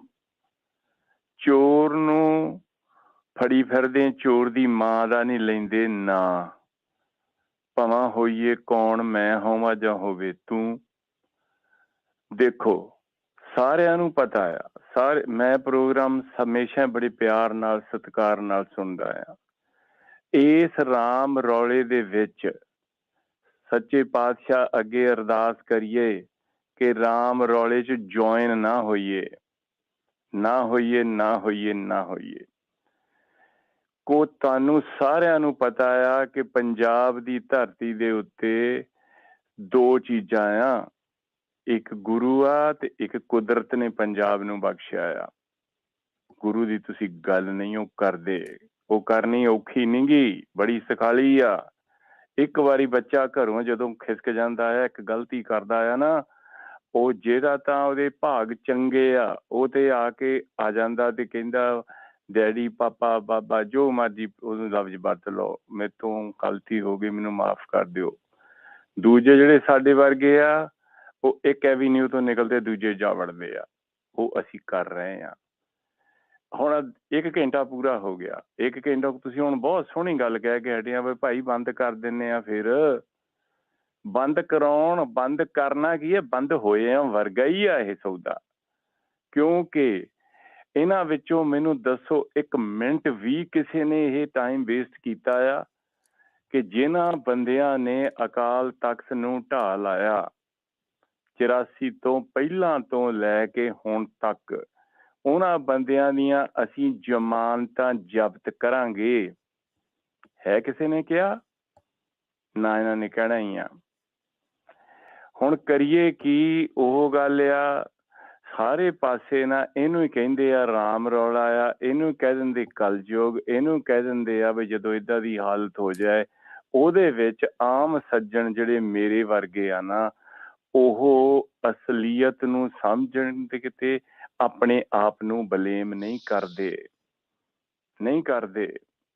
ਉਹ ਇੱਕ ਦੂਸਰੇ ਨੂੰ ਉਹਨੇ ਆਹ ਕਰਤਾ, ਨਾ ਸਾਡਾ ਆਮ ਪਾਰਟੀ ਨਾਲ ਕੋਈ ਤਾਲੁਕਾ ਤੇ ਆ, ਨਾ ਸਾਨੂੰ ਦਾਤੀ ਸਿੱਟੇ ਵਾਲਿਆਂ ਨਾਲ ਤਾਲੁਕਾ ਤੇ ਆ, ਨਾ ਸਾਨੂੰ ਕਾਂਗਰਸ ਨਾਲ ਤਾਲੁਕਾ ਤੇ ਆ। ਉਹ ਕੋਈ ਸ਼ਰਮ ਕਰੀਏ, ਗੁਰੂ ਨੂੰ ਤਾਂ ਛੱਡ ਦਈਏ। ਨਾ ਸਾਡਾ ਗੁਰੂ ਨਾਲ ਤਾਲੁਕਾ ਤਾ ਤੇ ਫਿਰ ਸਾਡੇ ਛਿੱਤਰ ਨਹੀਂ ਪੈਣੇ ਤੇ ਪੈਣਾ ਕੀ ਆ? 10 ਸਾਲ ਤਾਂ ਮੈਨੂੰ ਸੁਣਦੇ ਨੂੰ ਹੋ ਗਿਆ ਪੰਜਾਬੀ ਰੇਡੀਓ, ਜਿੱਦਣ ਦਾ ਸ਼ੁਰੂ ਹੋਇਆ। ਤੁਸੀਂ ਕੋਸ਼ਿਸ਼ ਕਰੀ ਜਾਂਦੇ, ਕਰੀ ਜਾਂਦੇ ਆ। ਇਹ ਜੋ ਹੋ ਰਿਹਾ ਆ ਸਾਰੇ ਸੁਣਨ ਵਾਲੇ, ਖਰਿਆ ਮੈਨੂੰ ਆਫ ਹੀ ਕੱਟ ਹੀ ਦਿੱਤਾ ਹੋਵੇ, ਵਾਹਿਗੁਰੂ ਜਾਣੇ। ਨਹੀਂ ਹੁਣ ਕੱਟ ਦੇਣਾ, ਕੱਟਿਆ ਨਹੀਂ। ਕੱਟ ਦਿਓਗੇ, ਨਾ ਕੱਟ ਦਿਓਗੇ ਹਟਣਾ ਮੈਂ ਮਹੀਨੇ ਦਾ। ਸਵਾਲ ਪੁੱਛ ਲਓ ਕਿਹੜਾ ਤੁਹਾਡਾ। ਸਵਾਲ ਮੇਰਾ ਇਹੀ ਆ, ਸਵਾਲ ਮੇਰਾ ਕਰ ਰਿਹਾ 10 ਵਾਰੀ ਕਰ ਦਿੰਦਾ, ਫੇਰ ਕਰ ਦਿੰਦਾ ਆ। ਜਿੰਨਾ ਚਿਰ ਤੱਕ ਤੁਸੀਂ ਬੇਅਮਰਤੀਏ ਨੂੰ, ਸਿਰ ਮੁੰਨਿਆਂ ਨੂੰ ਜਾਂ ਹੋਰਨਾਂ ਨੂੰ ਵੀ ਕਹੀ ਜਾਣਾ ਕੋਈ ਗੱਲ ਨਹੀਂ, ਇਹ ਵੀ ਸਿੱਖੀ ਆ। ਇਹ ਮੇਰਾ ਸਵਾਲ ਆ। Thank you, thank you. ਅੱਗੇ ਮੇਰੇ ਖਿਆਲ ਚ ਕੋਈ ਹੈ ਆਪਣਾ ਸਵਾਲ ਕੋਈ ਨਿਕਲਿਆ ਵਿੱਚ? ਹਾਂਜੀ, ਆਪਣੇ ਵਿਆਨਾ ਤੋਂ ਜੋਲ ਜੀ। ਹਾਂਜੀ ਭੈਣ ਜੀ, ਸਤਿ ਸ੍ਰੀ ਅਕਾਲ। ਭਾਜੀ ਪੰਨੂ ਨੂੰ ਸਤਿ ਸ੍ਰੀ ਅਕਾਲ ਜੀ। ਸਤਿ ਸ੍ਰੀ ਅਕਾਲ। ਹਾਂਜੀ ਭਾਜੀ ਪੰਨੂ ਜੀ, ਹਰੇਕ ਬੰਦਾ ਜਿੱਦਾਂ ਹੁਣ ਤੁਸੀਂ ਵੀ ਦੱਸਿਆ ਨਾ ਵੀ ਉਹ ਲੜਕੀ ਨਾਲ, ਚਾਹੇ ਉਹ ਹਿੰਦੂ ਪਰਿਵਾਰ ਦੀ ਹੁੰਦੀ, ਚਾਹੇ ਮੁਸਲਮਾਨ ਪਰਿਵਾਰ ਦੀ ਹੁੰਦੀ, ਚਾਹੇ ਸਾਡੇ ਸਿੱਖ ਪਰਿਵਾਰ ਦੇ ਕਿਸੇ ਵੀ ਸਮਾਜ ਦੀ ਹੁੰਦੀ ਨਾ, ਦੇਖੋ ਆਪਣੇ ਤਾਂ ਗੁਰਬਾਣੀ 'ਚ ਲਿਖਿਆ ਨਾ, ਤੇਰੇ ਤੋਂ ਮੰਦਾ ਆਖਿਆ ਜਨ ਜੰਮੇ ਰਜਾਨ, ਹਨਾ। ਜਾਂ ਕੋਈ ਵੀ ਕਿਸੇ ਪਾਸਿਓਂ ਆ ਨਾ, ਸਾਨੂੰ ਇਹ ਨਹੀਂ ਕਹਿਣਾ ਚਾਹੀਦਾ ਵੀ ਸਿੱਖ ਲੜਕੀ ਨਾਲ ਹੋਇਆ, ਅਸੀਂ ਕਹਿੰਦੇ ਇੱਕ ਸਾਡੀ ਮਾਂ ਭੈਣ ਨਾਲ ਇਹ ਮਾੜੀ ਗੱਲ ਹੋਈ ਆ ਨਾ ਜੀ। ਇਹਦੇ ਵਿੱਚ ਜਿਹੜਾ ਹੁਣ ਆਪਣੇ ਕਈ ਆ, ਦੇਖੋ ਤੁਸੀਂ ਪਹਿਲਾਂ ਦੱਸ ਚੁੱਕੇ ਵੀ ਉਹ ਪਿੱਛੋਂ ਸੁਣ ਕੇ ਪਿੱਛੋਂ ਡਿਕਟੇਟ ਕਰਕੇ ਸਵਾਲ ਪੁੱਛ ਰਹੇ ਆ ਨਾ, ਵੀ ਆਪਣੇ ਦਿਮਾਗ ਤੋਂ ਅਸੀਂ ਕੋਈ ਕੰਮ ਨਹੀਂ ਲੈ ਰਹੇ ਜੀ। ਠੀਕ ਹੈ, ਚਲੋ ਉਹ ਵੀ ਸਾਡੇ ਭੈਣ ਭਰਾ ਨੇ ਜੀ। ਦੂਜੀ ਗੱਲ ਭਾਜੀ ਪੰਨੂ ਜੀ, ਮੈਨੂੰ 20 ਸਾਲ ਹੋ ਗਏ ਯੂਰਪ ਜੀ। ਚਲ ਪਹਿਲੇ 10 ਸਾਲ ਤਾਂ ਮੇਰੇ ਵੈਸੇ ਨਿਕਲੇ ਪੇਪਰਾਂ 'ਚ, ਉੱਦਾਂ ਕਰਕੇ 10 ਸਾਲ ਮੈਨੂੰ ਹੁਣ ਲਗਾਤਾਰ ਕੰਮ ਕਰਦੇ 16-17 ਘੰਟੇ ਹੋ ਗਏ ਆ। ਮੇਰੇ ਕੋਲ 1 ਕਰੋੜ ਦੀ ਜਾਇਦਾਦ ਨਹੀਂ ਬਣੀ ਜੀ। ਤੇ ਇਹ ਜਿਹੜੀ ਇਹਦੇ ਕੋਲ ਗਿੱਦੜ ਸਿੰਘੀ ਆ, ਇਹ ਕਿਹੜੀ ਨਾਲ ਬਣਾਉਂਦੇ ਆ ਜੀ, ਇਹ ਵੀ ਦੱਸ ਦਿਓ ਜੀ। ਦੂਜੀ ਗੱਲ ਭਾਜੀ ਇਹ ਵੀ ਜਿਹੜੇ ਆਸੇ ਪਾਸੇ ਭੱਜ ਕੇ ਆਏ ਨੇ ਟਿਕਟੂ, ਉਹ ਕਿਸੇ ਪਾਸੇ ਵੀ ਆਇਆ ਜੀ, ਵੀ ਕੀ ਜੇ ਕੱਲ ਨੂੰ ਜਾਂ ਆਮ ਆਦਮੀ ਜਾਂ ਅਕਾਲੀ ਦਲ ਜਾਂ ਕੋਈ ਵੀ ਆ ਵੀ ਉਹ ਬਈ ਚੱਲ ਬਾਕੀ ਤਾਂ ਪਾਰਟੀ ਕਹਿਣਾ ਕਿ ਉਹਨਾਂ ਥੋੜਾ ਲਾਲਚ ਹੁੰਦਾ ਵੀ ਰਿਸ਼ਤੇ 'ਚ ਖੜ ਦਿੱਤੀ, ਜੇ ਦਿੱਤਾ। ਜੇ ਆਮ ਆਦਮੀ ਪਾਰਟੀ ਝਾੜੂ ਨਾਲ ਸਾਫ਼ ਕਰਨ ਦੀ ਕੋਸ਼ਿਸ਼ ਕੀਤੀ, MLA ਬਣ ਵੀ ਜਾਂਦੇ, ਕਿਉਂ ਉਹ ਜਿਹੜੇ ਟਿਕੇ ਰਹਿਣਗੇ ਉਹ? ਹਲੇ ਸਮੇਂ ਦਾ ਸਵਾਲ ਹੈ ਜੀ, ਸਮੇਂ ਦੇ ਆਪਾਂ ਵੇਟ ਕਰਨੀ ਆ। ਜਿੱਦਾਂ ਉਹ ਆ ਰਹੇ ਆ, ਦਬਾਅ ਜਾ ਵੀ ਸਕਦੇ ਆ ਜੀ। ਦੂਜੀ ਗੱਲ ਇਹ ਹੈ ਜੀ, ਜਿਹੜੇ ਆਪਣੇ ਕਹਿ ਰਹੇ ਆਪਾਂ ਜੀ, ਰਾਜੋਵਾੜਾ ਵੀ ਕੱਲ ਬਾਹਰ ਆਇਆ ਘੰਟੇ ਲਈ ਆਪਣੇ ਫਾਦਰ ਦੇ ਭੋਗ ਤੇ, ਭੁੱਲਰ ਸਾਹਿਬ ਵੀ ਆ, ਹੋਰ ਵੀ ਸਾਡੇ ਬੜੇ ਸਿੱਖ ਆ, ਚਾਹੇ ਉਹਨੂੰ ਅਕਾਲੀ ਦਲ ਯਾਦ ਕਰ ਦੇਵੇ, ਚਾਹੇ ਉਹਨੂੰ ਬੀਜੇਪੀ ਯਾਦ ਕਰ ਦੇਵੇ, ਉਹਨਾਂ ਦੀ ਹਿੱਸਾ ਕੱਢ ਦੇਵੇ, ਚਾਹੇ ਕਾਂਗਰਸ ਕਰ ਦੇਵੇ, ਚਾਹੇ ਕੋਈ ਚੌਥੀ ਧਿਰ ਹੋਰ ਕਰ ਦੇਵੇ ਜੀ, ਅਸੀਂ ਉਹਦਾ ਤਹਿ ਦਿਲੋਂ ਧੰਨਵਾਦ ਕਰਾਂਗੇ। ਉਹਨਾਂ ਦਾ ਜਿਹੜਾ ਕਸੂਰ ਇਹੀ ਸੀ, ਸਾਡੀ ਕੌਮ ਨੇ ਲੜੇ ਆ ਜੀ। ਬਾਕੀ ਭੈਣ ਜੀ ਸੁਣ ਲੈਣ ਦਿਓ ਜੀ ਭਾਈ ਦਾ ਜਵਾਬ। ਥੈਂਕ ਯੂ ਜੀ। ਬਹੁਤ ਵਧੀਆ ਤੁਸੀਂ ਜਵਾਬ ਜਿਹੜਾ ਉਹ ਦੇ ਦਿੱਤਾ। ਕੋਈ ਵੀ ਕਰਦੇ ਉਹਦੇ ਚ ਰਾਜਨੀਤੀ ਕੋ ਜਿਹੜਾ ਵੀ ਕਰੇ ਉਹਦਾ ਧੰਨਵਾਦ ਜ਼ਰੂਰ ਜਿਹੜਾ ਜੀ ਕਰਨਾ, ਪਰ ਕਰਨਾ ਕਿਸੇ ਨੇ ਨਹੀਂ, ਇਹ ਵੀ ਯਾਦ ਰੱਖਿਓ ਜੀ। ਇਹ ਸਿਆਸੀ ਧਿਰਾਂ ਨੇ। ਤੁਸੀਂ ਕਿਹਦੇ ਤੋਂ ਐਕਸਪੈਕਟ ਜਿਹੜਾ ਜੀ ਉਹ ਕਰਦੇ ਹੋ? ਇੱਕ ਗੱਲ, ਇੰਨੇ ਮਹੀਨੇ ਪਹਿਲਾਂ ਤੇ ਸਹੀ ਪਾਉਣਗੇ ਕਿ ਭਾਰਤੀ ਜਨਤਾ ਪਾਰਟੀ ਦੀਆਂ ਟਿਕਟਾਂ ਖੁੱਲ ਲੈਣ ਦਿਓ, ਫਿਰ ਪਤਾ ਲੱਗੂਗਾ ਵੀ ਅਸੀਂ ਕਿੰਨੇ ਕੁ ਜ਼ਮੀਰ ਵਾਲੇ ਆ। ਆ ਦਿਸ ਰਿਹਾ ਨਾ ਜੀ ਕੀ ਬਣਿਆ ਪਿਆ, ਕਿੱਦਾਂ ਭੱਜ ਭੱਜ ਕੇ ਕੋਈ ਇਧਰੋਂ ਕੋਈ ਇਧਰੋਂ ਧੱਕੇ ਦੇ ਨਾਲ ਚੁਟਕਲੇ ਬਣ ਰਹੇ ਆ ਵੀ ਜਿਹਦਾ ਬੰਦਾ ਘਰੇ ਨਹੀਂ ਆਉਂਦਾ ਉਹ ਉਹਨਾਂ ਦੇ ਦਫ਼ਤਰ ਫੋਨ ਕਰਕੇ ਪੁੱਛਦੇ ਵੀ ਤੁਹਾਡੇ ਨਾਲ ਤਾਂ ਨਹੀਂ ਰਲ ਗਿਆ। ਇਹ ਹਾਲਾਤ ਜਿਹੜੇ ਉਹ ਬਣੇ ਪਏ ਆ। ਕਿਹਨੇ ਇਹ ਲੈਣਾ, ਕਿਹਨੇ ਇਹ ਜਿਹੜਾ ਉਹ ਕਰਾਉਣਾ? ਇੱਥੇ ਤਾਂ ਅਜੀਬੋ ਗਰੀਬ ਬਣਿਆ ਪਿਆ। ਉਹ ਤੁਸੀਂ ਆਪ ਹੀ ਦੱਸਤਾ ਵੀ ਜੇ ਉਹ ਜਿੱਤ ਵੀ ਗਏ ਤੇ ਇਹਦਾ ਕੀ ਵਿਸ਼ਵਾਸ ਹੈ ਵੀ ਉਹ ਜਿਹੜਾ ਖੜੇ ਨਹੀਂ ਰਹਿਣਗੇ। ਹਾਂ, ਜੇ ਉਹ ਵੱਡੇ ਜਿਹੜਾ ਆਉਂਦੇ ਨੇ, ਜ਼ਿਆਦੀਆਂ ਸੀਟਾਂ ਦੇ ਨਾਲ ਆਉਂਦੇ ਨੇ, ਬਹੁਤ ਸਪਸ਼ਟ ਬਹੁਮਤ ਦੇ ਨਾਲ ਆਉਂਦੇ ਨੇ, ਫੇਰ ਹੋ ਸਕਦਾ। ਜੇ ਤੋੜ ਭੰਨ ਵਾਲੀ ਗੱਲ ਹੋਈ ਤੇ ਤੋੜ ਭੰਨ ਦੇ ਚਾਂਸਸ ਤਾਂ ਇਧਰੋਂ ਵੀ ਬਣੇ ਰਹਿਣਗੇ। ਪਿਰਮਲ ਸਿੰਘ ਕੁੱਟ ਖਾਂਦਾ ਹੀ ਆਇਆ ਸੀਗਾ ਜੀ ਇਧਰੋਂ ਲਾਈਨਮੈਨਾਂ ਚੋਂ, ਉਹ ਕਿੱਥੇ ਗਿਆ? ਕਮਾਲੂ ਆਮ ਬੰਦਾ ਸੀ, ਨਾਜਰ ਸਿੰਘ ਮਾਨਸ਼ਾਹੀਆ ਆਮ ਬੰਦਾ ਸੀ, ਮਾਸਟਰ ਬਲਦੇਵ ਸਿੰਘ ਆਮ ਬੰਦਾ ਸੀ, ਸੰਦੋਆ ਸੀ। ਆਫਟਰ ਆਲ ਵਿਕੇ ਨਾ, ਇਹ ਕਿਸੇ ਚੀਜ਼ ਦੇ ਉੱਤੇ ਵਿਕੇ ਜਿਹੜਾ ਉਧਰ ਚਲੇ ਗਏ। ਹੁਣ ਇੱਥੇ ਕਿੱਥੇ ਕਿਹੜੀਆਂ ਗੱਲਾਂ ਤੁਸੀਂ ਬਹੁਤ ਉੱਪਰ ਵਾਲੀਆਂ ਜਿਹੜੀਆਂ ਉਹ ਕਰਦੇ ਹੋ? ਇੱਥੇ ਤਾਂ ਹਾਲਾਤ ਜਿਹੜੇ ਬਣੇ ਹੋਏ ਆ, ਅਗਲਾ ਕਹਿੰਦਾ ਅੱਛਾ ਇੱਥੋਂ ਨਹੀਂ, ਦੂਜੇ ਪਾਸੇ ਇੱਥੇ ਇੱਕ ਨਾਭੇ ਤੋਂ ਬੰਦਾ, ਉਹ ਅਕਾਲੀ ਦਲ ਵੱਲੋਂ ਟਿਕਟ ਮੰਗਦਾ ਸੀ, ਨਹੀਂ ਮਿਲੀ, ਉਹਨੇ ਕਾਂਗਰਸ ਦੇ ਵਿੱਚ ਚਲੇ ਗਿਆ। ਕਾਂਗਰਸ ਦੇ ਵਿੱਚ ਗਿਆ ਤੇ ਉੱਥੋਂ ਸਾਧੂ ਸਿੰਘ ਧਰਮਸੋਤ ਨੂੰ ਟਿਕਟ ਮਿਲ ਗਈ, ਉਹਨੇ ਕਾਂਗਰਸ ਛੱਡੀ, ਪੰਜਾਬ ਲੋਕ ਕਾਂਗਰਸ ਦੇ ਵਿੱਚ ਚਲੇ ਗਿਆ। ਪੰਜਾਬ ਲੋਕ ਕਾਂਗਰਸ 'ਚ ਗਿਆ ਕੈਪਟਨ ਵਾਲੀ 'ਚ, ਉਹਨੇ ਉਹ ਜਿਹੜੀ ਸੀਟ ਸੀ ਬੀਜੇਪੀ ਨੂੰ ਛੱਡਤੀ। ਉਹਨੇ ਹੁਣ ਪੰਜਾਬ ਲੋਕ ਕਾਂਗਰਸ ਛੱਡੀ ਤੋਂ ਆਮ ਆਦਮੀ ਪਾਰਟੀ ਦੇ ਵਿੱਚ ਚਲੇ ਗਿਆ। ਇਹ ਤਾਂ ਹਾਲਾਤ ਨੇ ਜੀ, ਇਹ ਸਾਡੇ ਕਿਰਦਾਰ ਨੇ, ਇਹ ਕਿਰਦਾਰ ਨੇ ਸਾਡੇ, ਜਿੱਥੇ ਅਸੀਂ ਗੱਲਾਂ ਜਿਹੜੀਆਂ ਉਹ ਕਰ ਰਹੇ ਹਾਂ ਕਿਸੇ ਦੇ ਉੱਤੇ ਕਿੰਤੂ ਪਰੰਤੂ ਜਿਹੜਾ ਜੀ ਉਹ ਕਰ ਸਕਦੇ ਹੋ, ਤੁਹਾਨੂੰ ਪੂਰਾ ਹੱਕ ਹੈ। ਤੁਸੀਂ ਬੋਲ ਵੀ ਦਿੱਤਾ, ਮੇਰੇ ਬਾਰੇ ਵੀ ਬੋਲਤਾ, ਹੋਰ ਵੀ ਜਿਹੜਾ ਜੀ ਉਹ ਬੋਲ ਦਿਓ। ਉਹ ਜ਼ਿਆਦਾ ਕੱਲ ਨੂੰ ਇਹ ਕੋਈ ਕਹਿ ਦੇ ਕਿ ਇਹਨੇ ਤਾਂ ਜੀ ਉਹ ਆਮ ਆਦਮੀ ਪਾਰਟੀ ਤੋਂ ਹੀ ਕੁਝ ਜਿਹੜਾ ਜੀ ਉਹ ਲੈ ਲਿਆ, ਇਹ ਤਾਂ ਕਰਕੇ ਨਹੀਂ ਬੋਲ ਰਹੇ। ਸਵਾਲ ਇਹ ਆ ਕਿ ਜਿਨ੍ਹਾਂ ਨੇ ਰਾਜ ਕੀਤਾ, ਜਿਹੜੇ ਖਾ ਗਏ, ਜਿਨ੍ਹਾਂ ਨੇ ਤਬਾਹ ਕਰਤੀਆਂ ਸਾਡੀਆਂ ਨਸਲਾਂ, ਸਵਾਲ ਤਾਂ ਉਹਨਾਂ ਦੇ ਬਾਰੇ ਹੋਣਗੇ। ਜੇ ਇਹਨਾਂ ਨੇ ਨਸਲਾਂ ਤਬਾਹ ਕੀਤੀਆਂ ਨੇ ਤੇ ਦੱਸੋ, ਆਪਾਂ ਕੱਲ ਤੋਂ ਇਹਨਾਂ ਦੇ ਬਾਰੇ ਬੋਲਣਾ ਸ਼ੁਰੂ ਕਰ ਦਿੰਦੇ ਆ ਤੇ ਦੂਜਿਆਂ ਨੂੰ ਜਿਹੜਾ ਛੱਡ ਦਿੰਦੇ ਆ। ਸਾਡੇ ਲਾਸਟ ਕਾਲਰ ਨੇ ਜੋਗਾ ਸਿੰਘ। ਹਾਂਜੀ, ਸਤਿ ਸ਼੍ਰੀ ਅਕਾਲ। ਸਤਿ ਸ਼੍ਰੀ ਅਕਾਲ ਜੀ। ਸਤਿ ਸ਼੍ਰੀ ਅਕਾਲ।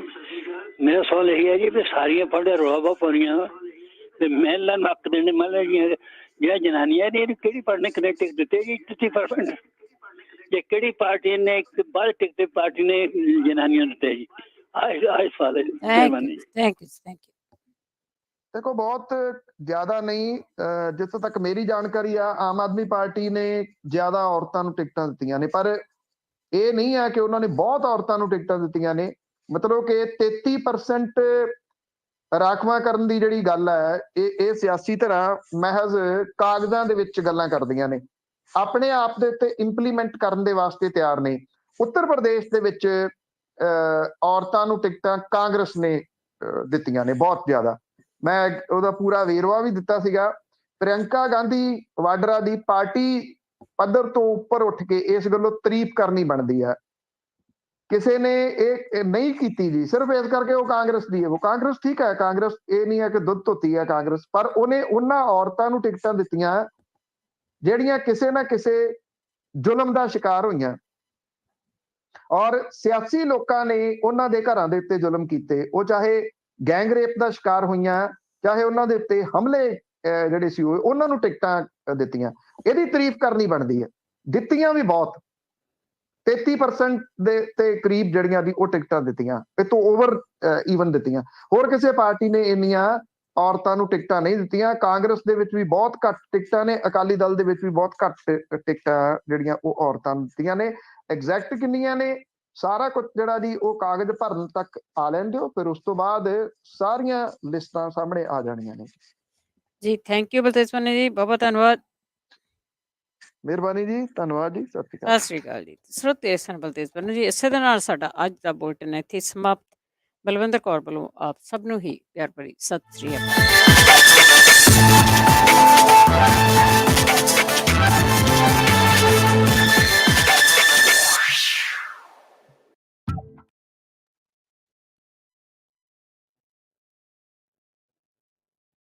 ਤੁਸੀਂ ਸੁਣ ਰਹੇ ਹੋ ਪੰਜਾਬੀ ਰੇਡੀਓ USA